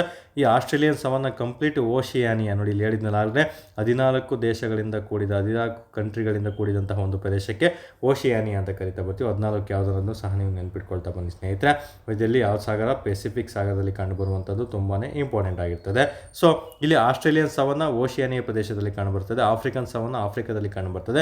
ಇನ್ನು ಕ್ಯಾಂಪೋಸ್ ದಕ್ಷಿಣ ಅಮೆರಿಕ, ಲಾನಸ್ ದಕ್ಷಿಣ ಅಮೆರಿಕದಲ್ಲಿ ಕಂಡುಬರುವಂಥದ್ದು. ಗಮನಿಸಬೇಕಿಲ್ಲಿ ದಕ್ಷಿಣ ಅಮೆರಿಕದಲ್ಲಿ ಕಂಡುಬರುವಂಥದ್ದು ತುಂಬಾ ಇಂಪಾರ್ಟೆಂಟ್ ಆಗಿರ್ತದೆ. ಓಕೆ, ಎಕ್ಸಾಮಲ್ಲಿ ಕೇಳ್ತಾನೆ. ಎಕ್ಸಾಮಲ್ಲಿ ಈಗೂ ಕೇಳ್ಬೋದು, ನಿಮಗೆ ಉದಾಹರಣೆಗಳನ್ನು ಕೊಟ್ಬಿಟ್ಟು ಫಾರ್ ಎಕ್ಸಾಂಪಲ್ ಜೋಡಿಗಳ ರೂಪದಲ್ಲಿ ಕೇಳ್ತಾ ಬರ್ಬೋದು. ಲಾನಸ್ ಮುಂದೆ ಉಷ್ಣವಲಯದ ಹುಲ್ಲುಗಾವಲು, ಕ್ಯಾಂಪಸ್ ಮುಂದೆ ಉಷ್ಣವಲಯದ ಹುಲ್ಲುಗಾವಲು, ವೆಲ್ಡ್ ಮುಂದೆ ಮತ್ತೆ ಉಷ್ಣವಲಯದ ಹುಲ್ಲುಗಾವಲು ಕೊಡ್ತಾನೆ. ಅವಾಗ ಇದು ತಪ್ಪಾಗಿರ್ತದೆ ಸ್ನೇಹಿತರೆ. ಸೊ ಯಾವ ರೀತಿ ಬೇಕಾದ್ರೂ ಪ್ರಶ್ನೆಗಳನ್ನು ಅವ್ರು ನಿಮಗೆ ಕೇಳ್ತಾ ಬರ್ಬೋದು. ನೀವು ಓದೋ ರೀತಿ ಸರಿಯಾಗಿದ್ದಲ್ಲಿ ಖಂಡಿತ ನಿಮಗೆ ಎಕ್ಸಾಮಲ್ಲಿ ಪ್ರಶ್ನೆ ಯಾವ ರೀತಿ ಬಂದು ಸಕ್ಸಸ್ ಆಗಿ ಆಗ್ತೀರಿ. ಯಾಕಂದರೆ ಸುಮ್ಮನೆ ಬ್ಲ್ಯಾಂಕಾಗಿ ಓದೋದಲ್ಲ, ಕಾಂಪಿಟೇಟಿವ್ ಫೀಲ್ಡು ತುಂಬಾ ಕಷ್ಟವಾಗಿರುವಂಥ ಫೀಲ್ಡ್ ಆಗಿರ್ತದೆ. ಯಾಕಂದರೆ ಡಿಗ್ರಿ ಎಕ್ಸಾಮ್ ಆದರೆ 1-2 ಬಾರಿ ಓದಿ ಎಕ್ಸಾಮ್ ಬರೋದ್ರೆ ಏನೋ ಒಂದು ಮಾರ್ಕ್ಸ್ಗಳು ಕೊಟ್ಬಿಡ್ತಾರೆ. ಬಟ್ ಇದು ಎಮ್ ಸಿ ಕ್ಯೂಸ್ ಆಗಿರೋದ್ರಿಂದ ಕಡ್ಡಾಯವಾಗಿ ನೆನ್ಪಿಟ್ಕೊಳ್ಳೇಬೇಕಾಗುತ್ತೆ. ಪರ್ಫೆಕ್ಟ್ ಆನ್ಸರನ್ನು ಇಲ್ಲಿ ನೀವು ಆಯ್ಕೆ ಮಾಡಲೇಬೇಕಾಗ್ತದೆ ಸ್ನೇಹಿತರೆ. ನೋಡಿ ತುಂಬ ಸಿಂಪಲ್, ಒಂದು ಕೋಡ್ ವರ್ಡ್ ಹೇಳೋದಾದರೆ ಲಂಕೇಶ್ ಅಂತ ಎಲ್ರಿಗೂ ಸಹ ಗೊತ್ತಿರುತ್ತೆ ಸ್ನೇಹಿತರೆ. ಪಿ ಲಂಕೇಶ್ ಅಂತ ಓದಿರ್ತೀರ ಕವಿ ಬಗ್ಗೆ. ಸೊ ನಮಗೆ ಲಂಕೇಶ್ ಅಂತ ಬಂದಾಗ ಲಾ ಅಂದ್ರೇನು, ಲಾನಸ್, ಕಾ ಅಂದ್ರೇನು, ಕ್ಯಾಂಪಸ್ ಮತ್ತು ಲಂಕೇಶನ್ನು ಇಲ್ಲಿ ನೀವು ಅಂತ ಮಾಡ್ಕೊಂಡ್ಬಿಟ್ರೆ ಮುಗಿತು, ಲಂಕೇಶ್ ಅಂತ ಮಾಡ್ಕೊಂಡ್ಬಿಟ್ರೆ ಇದು ಸವನ್ನ ಆಗುತ್ತೆ. ಸೊ ಇದು ಸವನ್ನೇ ಕನ್ಫ್ಯೂಷನ್ ಆಗುವಂಥ ಅವಶ್ಯಕತೆ ಇಲ್ಲ. ಸೊ ಲಂಕೇಶ್ ಇದನ್ನು ನೆನ್ಪಿಟ್ಕೊಳ್ಳಿ. ಲಂಕೇಶ್ ಎಂಬುದು ಇದು ಉಷ್ಣವಲಯದ ಹುಲ್ಲುಗಾವಲು ಪ್ರದೇಶ ಅಂತ ನೆನ್ಪಿಟ್ಕೊಂಡ್ಬಿಟ್ರೆ, ಲಾ ಅಂದರೆ ಲ್ಯಾನಸ್, ಕಾ ಅಂದರೆ ಕ್ಯಾಂಪಸ್, ಎಸ್ ಅಂದರೆ ಸವನ್ನ ಆಗಿರ್ತದೆ. ಸೊ ಇದನ್ನು ಬಿಟ್ಟು ಇನ್ನು ಮಿಕ್ಕಿದ್ದೆಲ್ಲನೂ ಸಹ ಯಾವುದು ಸಮಶೀತೋಷ್ಣ ಉಷ್ಣವಲಯ, ಯಾವುದು ನಿಮಗೆ ಇಲ್ಲಿ ತಿಳಿಸಿದ್ನಲ್ಲ ಇವಾಗಿರ್ತವೆ ಸ್ನೇಹಿತರೆ. ಇವೆಲ್ಲ ಸಮಶೀತೋಷ್ಣ ಹುಲ್ಲುಗಾವಲು ಪ್ರದೇಶಗಳಿಗೆ ಸಂಬಂಧಪಟ್ಟಿದ್ದು ಅಂತ ನೆನ್ಪಿಟ್ಕೊಂಡ್ಬಿಟ್ರೆ ಮುಗಿದೇ ಹೋಯ್ತು. ಓಕೆ, ಯಾವುದೇ ಥರ ಕನ್ಫ್ಯೂಷನ್ ಆಗೋದಿಲ್ಲ. ಓಕೆ, ಎಕ್ಸಾಮಲ್ಲಿ ಹಂಗೆ ಕೊಡ್ತಾನೆ, ಅವುಗಳು ದೇಶ ಕೊಟ್ಟಿರ್ತಾನೆ, ಇಲ್ಲಾಂದರೆ ಯಾವುದು ಉಷ್ಣವಲಯ ಯಾವುದು ಸಮಶೀತೋಷ್ಣ ವಲಯ ಅಂತ ಕೊಡ್ತಾ ಬರ್ತಾನೆ. ಇಲ್ಲಾಂದರೆ ಅವುಗಳ ಮುಂದೆ ದೇಶಗಳನ್ನು ಚೂಸ್ ಮಾಡ್ತಾ ಬರ್ತಾನೆ. ಮ್ಯಾಚ್ ದಿ ಫಾಲೋಯಿಂಗ್ ಅಥವಾ ಹೊಂದಿಸಿ ಬರೆಯಿರಿಯಲ್ಲಿ ನೆನ್ಪಿಟ್ಕೋಬೇಕು. ನಂತರ ಓಕೆ, ಅಷ್ಟು ಟಾಪಿಕ್ಕು ಸಹ ತುಂಬಾ ಇಂಪಾರ್ಟೆಂಟ್ ಆಗಿರ್ಬೋದು. ಯಾವ ರೀತಿ ಪ್ರಶ್ನೆ ಕೇಳ್ತಾರೆ ಅಂತ ತಿಳಿಸ್ಕೊಟ್ಟಿದ್ದೀನಿ, ಅದೇ ರೀತಿ ಓದ್ಕೊಳ್ತಾ ಬರಬೇಕಾಗುತ್ತೆ. ನೆಕ್ಸ್ಟ್ ನಮಗೆ ಬರೋದು ಇನ್ನು ನೆಕ್ಸ್ಟ್ ಲೆವೆಲ್ ಪ್ರಶ್ನೆಗಳು ಕೇಳಿದಾಗ ಇಲ್ಲಿ ಕೇಳುವಂಥ ಚಾನ್ಸಸ್ ತುಂಬಾ ಇರ್ತದೆ ಸ್ನೇಹಿತರೆ. ಇತರೆ ಹುಲ್ಲುಗಾವಲು ಪ್ರದೇಶಗಳಲ್ಲಿ ಬರುವಂಥ ಪ್ರಪಂಚದಾದ್ಯಂತ ಇರುವಂತಹ ಪ್ರಮುಖ ಹುಲ್ಲುಗಾವಲು ಬಗ್ಗೆ ನೋಡ್ತಾ ಬರಬೇಕಾಗುತ್ತೆ. ಫಾರ್ ಎಕ್ಸಾಂಪಲ್ ಯಾವುದು, ಮೌಂಟೇನ್ ಹುಲ್ಲುಗಾವಲು ಪ್ರದೇಶ, ಇದು ಒಂದನೇದಾಗಿರ್ತದೆ. ಮೌಂಟೇನ್ ಇದು ಎತ್ತರ ಪ್ರದೇಶಗಳಲ್ಲಿ ನೆಲೆಗೊಂಡಿದೆ ಸ್ನೇಹಿತರೆ. ಎಲ್ಲೆಲ್ಲಿ ಮೌಂಟೇನ್ ಅಂದರೆ ಹಿಮಾಲಯಗಳಿರ್ತವೆ. ಫಾರ್ ಎಕ್ಸಾಂಪಲ್ ಟಿಬೇಟಿಯನ್ ಪ್ರಸ್ಥಭೂಮಿ ಮತ್ತು ಆ್ಯಂಡಿಯನ್ ಅಥವಾ ಆ್ಯಂಡೀಸ್ ಪರ್ವತ ಅಂತೆಲ್ಲ ಕರಿತೀವಲ್ಲ, ಅಲ್ಲಿ ಕಂಡುಬರುವಂಥದ್ದು ಈ ಮೌಂಟೇನ್ ಹುಲ್ಲುಗಾವಲು ಆಗಿರ್ತವೆ ಸ್ನೇಹಿತರೆ. ಅತಿ ಹೆಚ್ಚಾಗಿ ಪರ್ವತಗಳು ಹಿಮಾಲಯ ಎಲ್ಲೆಲ್ಲಿದೆ ಅಲ್ಲಲ್ಲಿ ಕಂಡುಬರುವಂತಹ ಹುಲ್ಲುಗಾವಲು ಪ್ರದೇಶಗಳು ಇದಾಗಿರ್ತದೆ ಸ್ನೇಹಿತರೆ, ನೆನ್ಪಿಟ್ಕೋಬೇಕಾಗುತ್ತೆ. ಓಕೆ, ತುಂಬಾ ಇಂಪಾರ್ಟೆಂಟ್ ಆಗಿರುವಂಥದ್ದು. ಓಕೆ, ನಂತರ ಬರೋದು ನಮಗೆ ಪ್ರವಾಹಕ್ಕೆ ಒಳಗಾದ ಹುಲ್ಲುಗಾವಲು ಪ್ರದೇಶಗಳು. ಇದು ವರ್ಷ ಪೂರ್ತಿ ಪ್ರವಾಹವಿರುವಂತಹ ಪ್ರದೇಶಗಳಲ್ಲಿ ಸಂಭವಿಸ್ತವೆ, ನೆನ್ಪಿಟ್ಕೊಳ್ಳಿ. ಇದು ಜಲಚರ ಸೇರಿದಂತೆ ಜೀವ ವೈವಿಧ್ಯತೆಯಲ್ಲಿ ಸಮೃದ್ಧವಾಗಿರ್ತದೆ ಸ್ನೇಹಿತರೆ. ಜಲಚರಗಳು ತುಂಬಾ ಇಂಪಾರ್ಟೆಂಟು. ಜಲಚರಗಳು ಸೇರಿದಂತೆ ಜೀವ ವೈವಿಧ್ಯದಲ್ಲಿ ಸಮೃದ್ಧವಾಗಿರುವಂತಹ ಹುಲ್ಲುಗಾವಲು ಪ್ರದೇಶ ಯಾವುದಂತ ಕೇಳಿದರೆ ಪ್ರವಾಹಕ್ಕೆ ಒಳಗಾದ ಹುಲ್ಲುಗಾವಲು ಪ್ರದೇಶ. ಓಕೆ, ಉದಾಹರಣೆಗಳು ಬ್ರೆಜಿಲ್ನಲ್ಲಿ ಒಂದು ಪಂಟನಾಲ್ ಎಂಬ ಪ್ರದೇಶ ಮತ್ತು ಅಮೆರಿಕಾದಲ್ಲಿ ಎವರ್ಗ್ರೇಡ್ಸ್ ಎಂಬ ಪ್ರದೇಶದಲ್ಲಿ ನೆನ್ಪಿಟ್ಕೋಬೇಕು. ಎಕ್ಸಾಂಪಲ್ ಕೇಳ್ಬೋದು, ಅಮೆರಿಕಾದಲ್ಲಿರುವಂತಹ ಎವರ್ಗ್ರೇಡ್ಸ್ 1 ಅಂತ ಕೇಳಿಬಿಟ್ಟು ಮೌಂಟೇನ್ ಹುಲ್ಲುಗಾವಲು ಪ್ರದೇಶ, ಪ್ರವಾಹಕ್ಕೆ ಒಳಗಾದ ಹುಲ್ಲುಗಾವಲು ಪ್ರದೇಶ, ಉಷ್ಣವಲಯದ ಹುಲ್ಲುಗಾವಲು ಪ್ರದೇಶ, ಸಮಶೀತೋಷ್ಣ ವಲಯದ ಹುಲ್ಲುಗಾವಲು ಪ್ರದೇಶ ಅಂತ ಕೊಡ್ತಾ ಬರ್ಬೋದು. ಇದು ಪ್ರವಾಹಕ್ಕೆ ಒಳಗಾದ ಹುಲ್ಲುಗಾವಲು ಪ್ರದೇಶ, ನೆನಪಲ್ಲಿರಬೇಕು. ನಂತರ ಮೂರನೇದು ಮರುಭೂಮಿ ಹುಲ್ಲುಗಾವಲು ಪ್ರದೇಶಗಳಾಗಿರ್ತವೆ. ಇಲ್ಲಿ ವಿರಳ ಸಸ್ಯವರ್ಗದೊಂದಿಗೆ ಶುಷ್ಕ ಪ್ರದೇಶಗಳಲ್ಲಿ ಕಂಡುಬರ್ತದೆ. ವಿರಳ ಸಸ್ಯವರ್ಗದಲ್ಲಿ ಶುಷ್ಕ ಪ್ರದೇಶ. ಓಕೆ, ನೆನ್ಪಿಟ್ಕೊಳ್ಳಿ. ಶುಷ್ಕ ಪ್ರದೇಶದಲ್ಲಿ ಕಂಡುಬರುವಂತಹ ಒಂದು ಇದಾಗಿರ್ತದೆ ಸ್ನೇಹಿತರೆ. ಬಿಸಿಯಾಗಿ ಎಲ್ಲಿರ್ತದೋ ಅಲ್ಲಾಗಿರ್ತದೆ. ಓಕೆ, ಎಲ್ಲಿಗ ಮರುಭೂಮಿಗಳು ಅತಿ ಹೆಚ್ಚಾಗಿ ನಮ್ಮ ಭಾರತದಲ್ಲಿ ಥಾರ್ ಮರುಭೂಮಿ ಎಲ್ಲರೂ ಸಹ ಗೊತ್ತಿರುತ್ತೆ.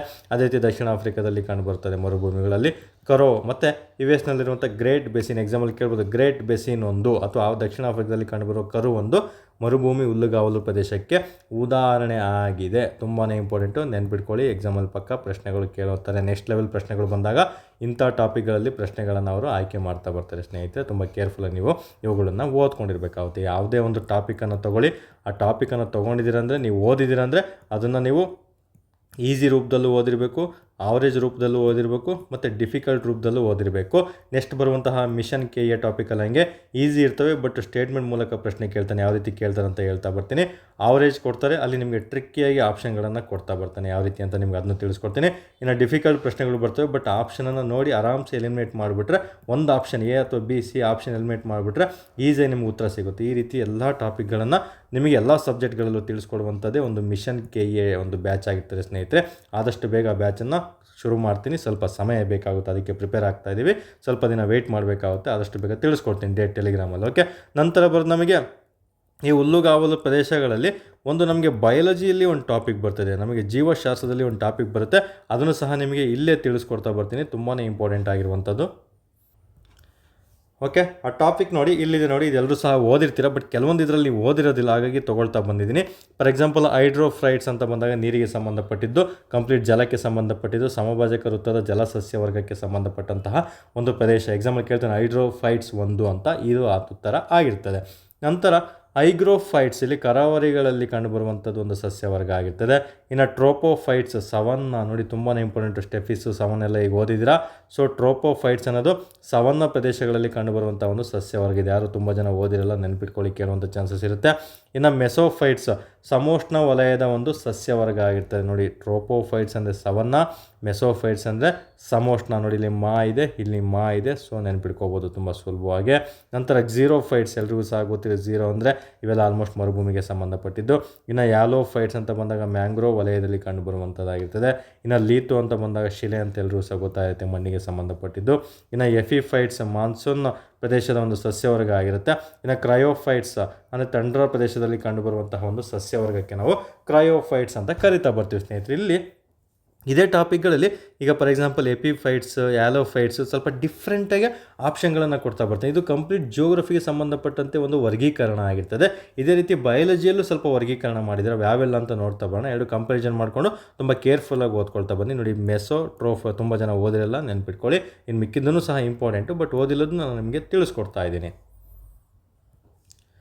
ಎಸ್, ಆ ಟಾಪಿಕ್ ಇಲ್ಲಿದೆ ನೋಡಿ. ಈಗ ಹೈಡ್ರೋಫೈಟ್ಸ್ ಅಲ್ಲೂ ಸಹ ಡಿಫ್ರೆಂಟಾಗಿ ಹೇಳಿದೆ ನೋಡಿ. ನೀರಿನಲ್ಲಿ ಬೆಳೆಯುವಂತಹ ಸಸ್ಯಗಳು, ಇವು ಏನಂದರೆ ನಮಗೆ ಸಸ್ಯಗಳ ವಿಶೇಷತೆ ಅಂತ ಒಂದು ಬಯಾಲಜಿಯಲ್ಲಿ ಟಾಪಿಕ್ ಬರುತ್ತೆ. ಇವು ಓದಿರಲೇಬೇಕು. KA ಡಿಪಾರ್ಟ್ಮೆಂಟಲ್ಲಿ ನಿಮಗೆ ಸೈನ್ಸ್ ಅನ್ನೋದಕ್ಕಿಂತ ಜನರಲ್ ಸೈನ್ಸಲ್ಲಿ ಪ್ರಶ್ನೆಗಳು ಕೇಳುವಂಥ ಚಾನ್ಸಸ್ ತುಂಬಾ. ಸೈನ್ಸ್ ಅಂದರೆ ಬಯಾಲಜಿ, ಕೆಮಿಸ್ಟ್ರಿ, ಫಿಸಿಕ್ಸ್ ಆಯಿತು. ಬಟ್ ಜನರಲ್ ಸೈನ್ಸ್ ಅಂದರೆ ಈ ಥರ ಪ್ರಶ್ನೆಗಳಾಗಿರ್ತವೆ, ಶಾಖೆಗಳಾಗಿರ್ತವೆ, ಕೆಲವೊಂದು ರಾಸಾಯನಿಕ ಸಂಯುಕ್ತ ವಸ್ತುಗಳಾಗಿರ್ತವೆ, ಕೆಲವೊಂದು ಏಕಮಾನಗಳಾಗಿರ್ತವೆ, ಕೆಲವೊಂದು ಲಕ್ಷಣಗಳಾಗಿರ್ತವೆ, ಕೆಲವೊಂದು ಬೇರೆ ಬೇರೆ ಒಂದು ಅನ್ವೇಷಣೆಗಳಿರ್ತಾವಲ್ಲ, ಅನ್ವೇಷಣೆಗಳು ಇವೆಲ್ಲ ಜನರಲ್ ಸೈನ್ಸಲ್ಲಿ ಕಂಡುಬರ್ತವೆ. ನಾವು ಯಾವುದೇ ವೈಯಕ್ತಿಕ ಮಾರ್ಗದರ್ಶನ ಅಭ್ಯಾಸ ಶುರು ಮಾಡಿದರೂ ಸಹ ಅಲ್ಲಿ ನಿಮಗೆ ಜನರಲ್ ಸೈನ್ಸನ್ನೇ ಫಸ್ಟ್ ಟಾಪಿಕ್ ತೊಗೊಳ್ತಾ ಬರ್ತೀನಿ. 15 ದಿನ ಸ್ಟಾರ್ಟಿಂಗ್ 15 ದಿನ, ನಂತರ ಸಬ್ಜೆಕ್ಟಿಗೆ ಹೋಗೋದು ಸ್ನೇಹಿತರೆ. ಸೊ ಈ ರೀತಿ ಓದ್ಕೊಂಡಿರ್ಬೇಕು ನೀವೆಲ್ಲ. ಓಕೆ, ಎಲ್ಲನೂ ಸ್ಮಾರ್ಟ್ ವರ್ಕ್ ಮಾಡಬೇಕಷ್ಟೇ, ಬೇರೆ ಯಾವುದೂ ಆಪ್ಷನ್ ಇರೋದಿಲ್ಲ ಇಲ್ಲಿ. ನಂತರ ಝೀರೋಫೈಟ್ಸ್ ನಿಮಗೆ ಹೇಳಿದೆ, ಮರುಭೂಮಿ. ಎಪಿಫೈಟ್ಸ್ ಸಸ್ಯಗಳ ಮೇಲೆ ಬೆಳೆಯುವಂತಹ ಸಸ್ಯ. ನೋಡಿ ಇಲ್ಲಿ ಡಿಫ್ರೆಂಟ್ ಇರುವಂತಹ ಸ್ಟೇಟ್ಮೆಂಟು ನೆನ್ಪಿಟ್ಕೊಳ್ಳಿ. ಆಪ್ಷನ್ ನೋಡಿ ಉತ್ತರಿಸಬೇಕಾಗುತ್ತೆ. ಅಲ್ಲೂ ಸಹ ನೀವು ಎಪಿಫೈಟ್ಸ್ ಓದಿದ್ರಿ, ಹಾಗಾಗಿ ತಿಳಿಸ್ಕೊಡ್ತೀನಿ. ನಂತರ ಲೀಥೋಫೈಟ್ಸು ಹೇಳಿದ್ರಿ, ಶಿಲೆ ಅಂತ. ಸೊ ಶಿಲೆ ನಥಿಂಗ್ ಬಟ್ ಬಂಡೆ ಆಗಿರ್ತದೆ, ಬಂಡೆ ಮೇಲೆ ಬೆಳೆಯುವಂತಹ ಒಂದು ಸಸ್ಯಗಳು. ನಂತರ ಆಕ್ಸಿಲೋಫೈಟ್ಸ್ ಆಮ್ಲೀಯ ಮಣ್ಣಿನಲ್ಲಿ ಬೆಳೆಯುವಂತಹ ಸಸ್ಯಗಳು, ಆಕ್ಸಿಲೋ ಆಮ್ಲ ಅಂತ ನೆನ್ಪಿಟ್ಕೊಳ್ಳಿ. ನಂತರ ಸ್ಕ್ಲೀರಿಯೋಫೈಟ್ಸ್ ತುಂಬ ಬಾರಿ ಪ್ರಶ್ನೆ ಆಗಿದೆ. ಇಲ್ಲಿ ಕಟ್ಟಿಗೆಯ ಮೇಲೆ ಬೆಳೆಯುವಂತಹ ಸಸ್ಯಗಳಾಗಿರ್ತವೆ. ಏಲೋಫೈಟ್ಸ್ ಅಂತ ಬಂದಾಗ ಜೌಗು ಪ್ರದೇಶದಲ್ಲಿ, ಸ್ಯಾಮೋಫೈಟ್ಸ್ ಮರಳು ಪ್ರದೇಶದಲ್ಲಿ. ಸ್ಯಾಮೋ ಅಂದರೆ ಸ್ಯಾಂಡ್ ಅಂದ್ರೇನು, ಮಣ್ಣು ಅಂತ ಎಲ್ರಿಗೂ ಗೊತ್ತಿರುತ್ತೆ. ಸೊ ಮರಳು ಅಂತ ನೆನ್ಪಿಟ್ಕೊಳ್ಳಿ, ನೆನಪು ಬರುತ್ತೆ. ಎರಿಮೋಫೈಟ್ಸ್ ಹುಲ್ಲುಗಾವಲಲ್ಲಿ ಬೆಳೆಯುವಂತಹ ಸಸ್ಯಗಳು. ಇನ್ನು ಜಿಯೋ ಅಂತ ಬಂದಾಗ ಮಣ್ಣಿನೊಳಗೆ ಬೆಳೆಯುವಂತಹ ಸಸ್ಯಗಳು. ಯಾಕಂದರೆ ಫಾರ್ ಎಕ್ಸಾಂಪಲ್ ಜಿಯೋಗ್ರಫಿ ಓದ್ತಾ ಇರ್ತೀರ, ಶಿಲೆಗಳು ಓದ್ತಾ ಇರ್ತೀರ, ಸೀದಾ ಮಣ್ಣೊಳಗೇ ಭೂಮಿ ಒಳಗೇ ಅದನ್ನು ಅಧ್ಯಯನ ಮಾಡ್ತಾ ಇರ್ತೀವಿ. ಹಾಗಾಗಿ ಜಿಯೋಫೈಟ್ಸ್ ಅಂದರೆ ಮಣ್ಣಿನ ಒಳಗೆ ಅಂತ ನೆನ್ಪಿಟ್ಕೋಬೇಕು. ಇನ್ನು ಆ್ಯಲೋಫೈಟ್ಸ್ ಅಂತ ಬಂದಾಗ ಲವಣಾಂಶವಿರುವಂತಹ ಪ್ರದೇಶ. ಸಿಂಪಲ್, ಇಲ್ಲಿ ಈಸಿಯಾಗಿ ನೆನ್ಪಿಟ್ಕೊಂಡು ಲವಣಾಂಶ ಅಂತ ನೆನ್ಪಿಟ್ಕೊಳ್ಳಿ, ಕನ್ಫ್ಯೂಷನ್ ಆಗಲ್ಲ. ಯಾಕಂದರೆ ಎಲ್ಲಿ ನಿಮಗೆ ಕನ್ಫ್ಯೂಷನ್ ಆಗುತ್ತೆ ಈ ಥರ ಟ್ರಿಕ್ಕಿಯಾಗಿ ನೆನ್ಪಿಟ್ಕೊಳ್ಳಿ, ಅವಾಗ ಎಕ್ಸಾಮಲ್ಲಿ ಯಾವುದೇ ಥರ ಕನ್ಫ್ಯೂಷನ್ ಆಗಲ್ಲ ಸ್ನೇಹಿತರೆ. ಆ ಥರ ನಾವು ವರ್ಕನ್ನು ಮಾಡಲೇಬೇಕಾಗುತ್ತೆ. ನಂತರ ಸ್ಯಾಫ್ರೋಫೈಟ್ಸ್ ಕೊಳೆತಿರುವ ವಸ್ತುಗಳ ಮೇಲೆ ಬೆಳೆಯುವಂಥ ಸಸ್ಯಗಳು. ಸ್ಯಾಪ್ರೋ ಫಾರ್ ಎಕ್ಸಾಂಪಲ್ ಎಲ್ಲಾದರೂ ಒಂದು ಬೇರೆ ಯಾವುದೋ ಒಂದು ಕಸ ಕಡ್ಡಿಗಳನ್ನು ಎಸ್ತಿರ್ತಾರೆ, ಯಾವುದೋ ಒಂದು ತಿಂದಿರುವಂಥ ಅಂಶಗಳನ್ನು ಎಸ್ತಿರ್ತಾರೆ, ಅಲ್ಲೆಲ್ಲ ಸ್ಮೆಲ್ ಬರುತ್ತೆ. ಸ್ಮೆಲ್ ಸ್ಯಾಪ್ರೋ ಸ್ಮೆಲ್ ಅಂದರೆ ಕೊಳೆತಿರುವಂಥದ್ದು ಅಂತ ನೆನ್ಪಿಟ್ಕೊಂಡಾಗ ನಿಮಗೆ ಎಕ್ಸಾಮಲ್ಲಿ ಕನ್ಫ್ಯೂಷನ್ ಆಗಲ್ಲ. ಆ ರೀತಿ ನೆನ್ಪಿಟ್ಕೋಬೇಕು ಟ್ರಿಕ್ಕಿಯಾಗಿ. ಓಕೆ, ನಂತರ ಏಲಿಯೋಫೈಟ್ಸ್ ಅಂತ ಬರುತ್ತೆ. ಇಲ್ಲಿ ಸೂರ್ಯನ ಬೆಳಕಿನಲ್ಲಿ ಫಾರ್ ಎಕ್ಸಾಂಪಲ್ ಹೈಡ್ರೋಜನ್ ಮತ್ತು ಹೀಲಿಯಂ ಸೂರ್ಯನಿಂದ ಬರುವಂತಹ ಅಂಶಗಳಂತ ಎಲ್ಲರಿಗೂ ಗೊತ್ತಿರುತ್ತೆ. ಬೈಜಿಕ ಸಮ್ಮಿಲನ ನಡೆಯುತ್ತೆ ಅಂತ ನೀವೆಲ್ಲ ಓದಿರ್ತೀರ, ಒಂದು ಜಿಯೋಗ್ರಫಿಲಾಗಿರ್ಬೋದು ಮತ್ತು ಸೈನ್ಸಲ್ಲಾಗಿರ್ಬೋದು.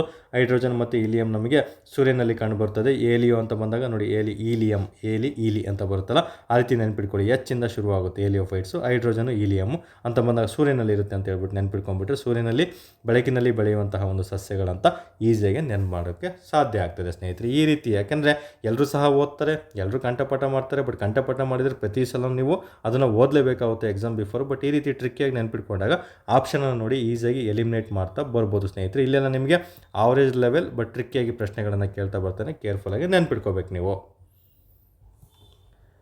ಎಸ್, ನೆಕ್ಸ್ಟ್ ಬರುವಂಥ ಟಾಪಿಕ್ಕು ಇಲ್ಲೂ ಸಹ ಸಸ್ಯಕ್ಕೆ ಸಂಬಂಧಪಟ್ಟಿರೋದ್ರಿಂದ ಇದನ್ನು ಸಹ ಚೂಸ್ ಮಾಡಿದ್ದೀನಿ. ತುಂಬಾ ಕೇರ್ಫುಲ್ಲಾಗಿ ಓದ್ಕೊಳ್ಳಿ. ಈ ಟಾಪಿಕ್ ಮೇಲೂ ಪ್ರಶ್ನೆಗಳು ತುಂಬ ಬಾರಿ ಕೇಳಿದ್ದಾನೆ. ಈಗ ಸಸ್ಯಗಳು ಚಲನೆ, ಯಾಕಂದರೆ ಕೆಲವೊಂದು ಬಾರಿ ಸಸ್ಯಗಳು ಚಲನೆಯನ್ನು ಮಾಡ್ತಾ ಬರ್ತವೆ, ಅದು ಯಾವ ರೀತಿ ಚಲನೆ ತೊಗೊಳುತ್ತೆ ಅಂತ ಇಲ್ಲಿ ಪ್ರಶ್ನೆಯನ್ನು ಕೇಳ್ತಾ ಬರ್ತಾನೆ. ಫಾರ್ ಎಕ್ಸಾಂಪಲ್ಲು ಈ ಸಸ್ಯಗಳು ಬೆಳಕಿನ ಕಡೆಗೆ ಏನಾದರೂ ಪ್ರತಿಕ್ರಿಯಿಸಿದರೆ, ಬೆಳಕಿನ ಕಡೆ ತಿರುಗಿದರೆ ಅದನ್ನು ಫೋಟೋಟ್ರೋಪಿಸಮ್. ಕನ್ನಡದಾಗ ಓದೋಕೆ ಹೋಗ್ಬಿಡಿ, ಕಂಪ್ಲೀಟ್ ಎಲ್ಲನೂ ಇಂಗ್ಲೀಷಲ್ಲೇ ನೆನ್ಪಿಟ್ಕೋಬೇಕು. ಇಲ್ಲಿ ಇಂಗ್ಲೀಷಲ್ಲೇ ಆಪ್ಷನ್ಗಳನ್ನು ನಾವು ನಿಮಗೆ ಕೊಡ್ತಾ ಬರ್ತಾನೆ. ಓಕೆ, ಹಾಗಾದರೆ ಫೋಟೋಟ್ರೋಪಿಸಮ್ ಅಂದರೆ ಏನು ಅಂತ ಪ್ರಶ್ನೆ ಕೇಳ್ತಾನೆ.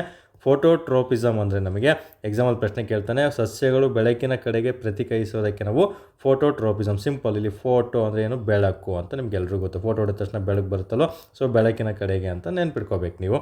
ನಂತರ ಗ್ರಾವಿಟೋಟ್ರೋಪಿಸಮ್ ಅಂದರೆ ಗುರುತ್ವಾಕರ್ಷಣೆ. ಗ್ರಾವಿಟೇಷನ್ ಅಂದರೆ ಗುರುತ್ವಾಕರ್ಷಣೆ. ಸಿಂಪಲ್, ಗುರುತ್ವಾಕರ್ಷಣೆ ಕಡೆಗೆ ಚಲಿಸುತ್ತೆ ಅಂತ ನೆನ್ಪಿಟ್ಕೊಳ್ಳಿ.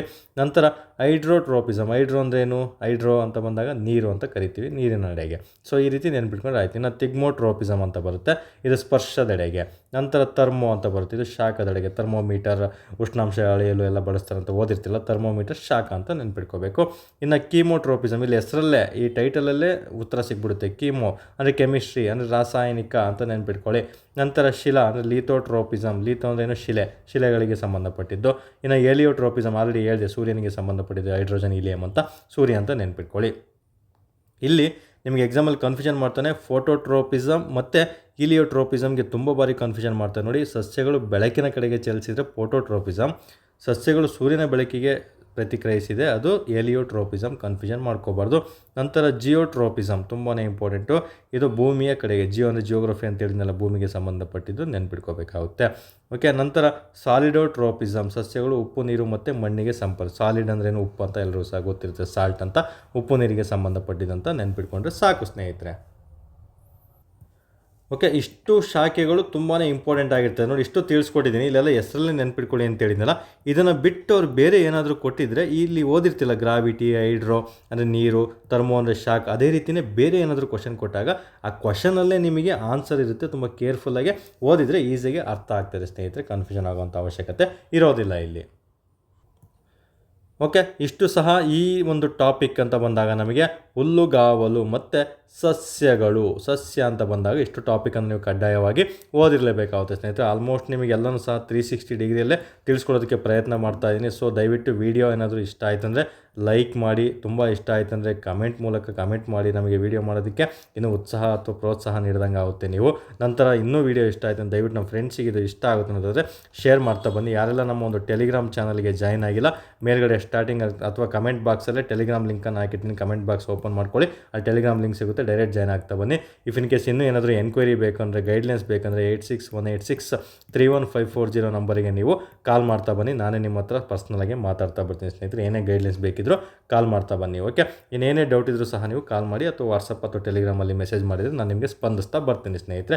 ದಯವಿಟ್ಟು ಲೈಕ್ ಮಾಡಿ, ಶೇರ್ ಮಾಡಿ, ಹಾಗೆ ಕಮೆಂಟ್ ಮಾಡೋದನ್ನು ಯಾವುದೇ ಕಾರಣಕ್ಕೂ ಮರಿಬೇಡಿ ಸ್ನೇಹಿತರೆ. ಮುಂದಿನ ದಿನಗಳಲ್ಲಿ ಇನ್ನೂ ಒಳ್ಳೊಳ್ಳೆ ಟಾಪಿಕ್, ಯಾಕಂದರೆ ಸ್ವಲ್ಪ ಬ್ಯುಸಿ ಇರೋ ಕಾರಣದಿಂದ ಸ್ವಲ್ಪ ವೀಡಿಯೋ ಮಾಡ್ತಿರೋದು ಲೇಟ್ ಆಗ್ತಿದೆ, ದಿನಗಳು ಡೇಸ್ ಗ್ಯಾಪ್ ಆಗ್ತಾ ಇದೆ. ಆದಷ್ಟು ಬೇಗ ಅದನ್ನೆಲ್ಲ ಮುಗಿಸ್ಕೊಂಡು ಪ್ರತಿ 2 ದಿನಕ್ಕೆ ಒಂದು ನಿಮಗೆ ಕ್ಲಾಸಸನ್ನು ಮಾಡಿಸ್ಕೊಡೋ ಅಷ್ಟು ಪ್ಲ್ಯಾನನ್ನು ನಾವು ಆಲ್ರೆಡಿ ಸಿದ್ಧತೆ ಮಾಡಿಸಿರಿ. ಟಾಪಿಕ್ ಅಂತೂ ಎಲ್ಲ ಟಾಪಿಕ್ಗಳು ಅದರಲ್ಲಿ ಒಂದು 25 ಟಾಪಿಕ್ ಆಲ್ರೆಡಿ ರೆಡಿ ಆಗಿದೆ. ಇನ್ನೊಂದು 75 ಟಾಪಿಕ್ನ ಆದಷ್ಟು ಬೇಗ ಚೂಸ್ ಮಾಡಿ ಪ್ರತಿ 2 ದಿನಕ್ಕೆ ಒಂದು ಕ್ಲಾಸಸನ್ನು ಮುಗಿಸ್ಕೊಡ್ತೀನಿ. ಬಿಫೋರ್ ಎಕ್ಸಾಮ್ PCPSI ಮತ್ತು ವಿಲೇಜ್ ಅಕೌಂಟೆಂಟ್ ಬಿಫೋರ್ ಎಕ್ಸಾಮು ಎಲ್ಲನೂ ಸಹ ಟಾಪಿಕ್ಗಳನ್ನು ಕಂಪ್ಲೀಟ್ ಮಾಡೋದಕ್ಕೆ ನಾನು ಟ್ರೈ ಮಾಡ್ತಾ ಬರ್ತೀನಿ ಸ್ನೇಹಿತರೆ. ನಿಮ್ಮ ಉದ್ದೇಶ ಒಂದೇ ಆಗಿರಬೇಕು, ನಿಮ್ಮ ಗುರಿ ಒಂದೇ ಆಗಿರಬೇಕು. ಜಸ್ಟ್ ಆಡಿಯೋವನ್ನು ಮತ್ತು ಪ್ಲಸ್ ಈ ಒಂದು ವೀಡಿಯೋ ಕ್ಲಾಸಸನ್ನು ಕೇಳಿಸ್ಕೊಳ್ತಾ ಇರಬೇಕು.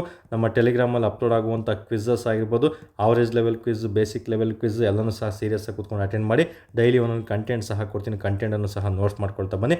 ಕಂಪ್ಲೀಟ್ ವೈಯಕ್ತಿಕ ಮಾರ್ಗದರ್ಶನ ಪ್ಲಸ್ ಟೆಲಿಗ್ರಾಮ್ ಪ್ಲಸ್ ಯೂಟ್ಯೂಬ್ ಕರೆಕ್ಟಾಗಿ ಫಾಲೋ ಮಾಡಿದರೆ ನೀವು ಯಾವ ಹುದ್ದೆ ಪಡಿಬೇಕಂತಿದ್ರೆ ಆ ಹುದ್ದೆ 100% ನೀವು ಎಲಿಜಿಬಿಲಿಟಿ ಸಿಗುತ್ತೆ. ಅದಕ್ಕೆ ನಾನು ನಿಮಗೆ ಗ್ಯಾರಂಟಿ ಕೊಡ್ತೀನಿ. ಎಲ್ಲರೂ ಸಹ ಚೆನ್ನಾಗಿ ಓದ್ಕೊಳ್ಳಿ, ದೇವ್ರು ನಿಮಗೆ ಒಳ್ಳೇದು ಮಾಡ್ತಾನೆ ಸ್ನೇಹಿತರೆ. ಯಾರಿಗೆ ಕಷ್ಟಪಡ್ತಾರೆ ಅವರಿಗೆಲ್ಲ 100% ಸಕ್ಸಸ್ ಸಿಗುತ್ತೆ. ಕೆಲವರಿಗೆ ತಡವಾಗುತ್ತೆ, ಕೆಲವರಿಗೆ ಬೇಗ ಸಿಗುತ್ತೆ, ಬಟ್ ಕಷ್ಟಪಟ್ಟವರಿಗೆ ಯಾವತ್ತೂ ಉದ್ಯೋಗ ಸಿಗುತ್ತೆ. All the very best. ಚೆನ್ನಾಗಿ ಓದ್ಕೊಳ್ಳಿ. ಧನ್ಯವಾದಗಳು.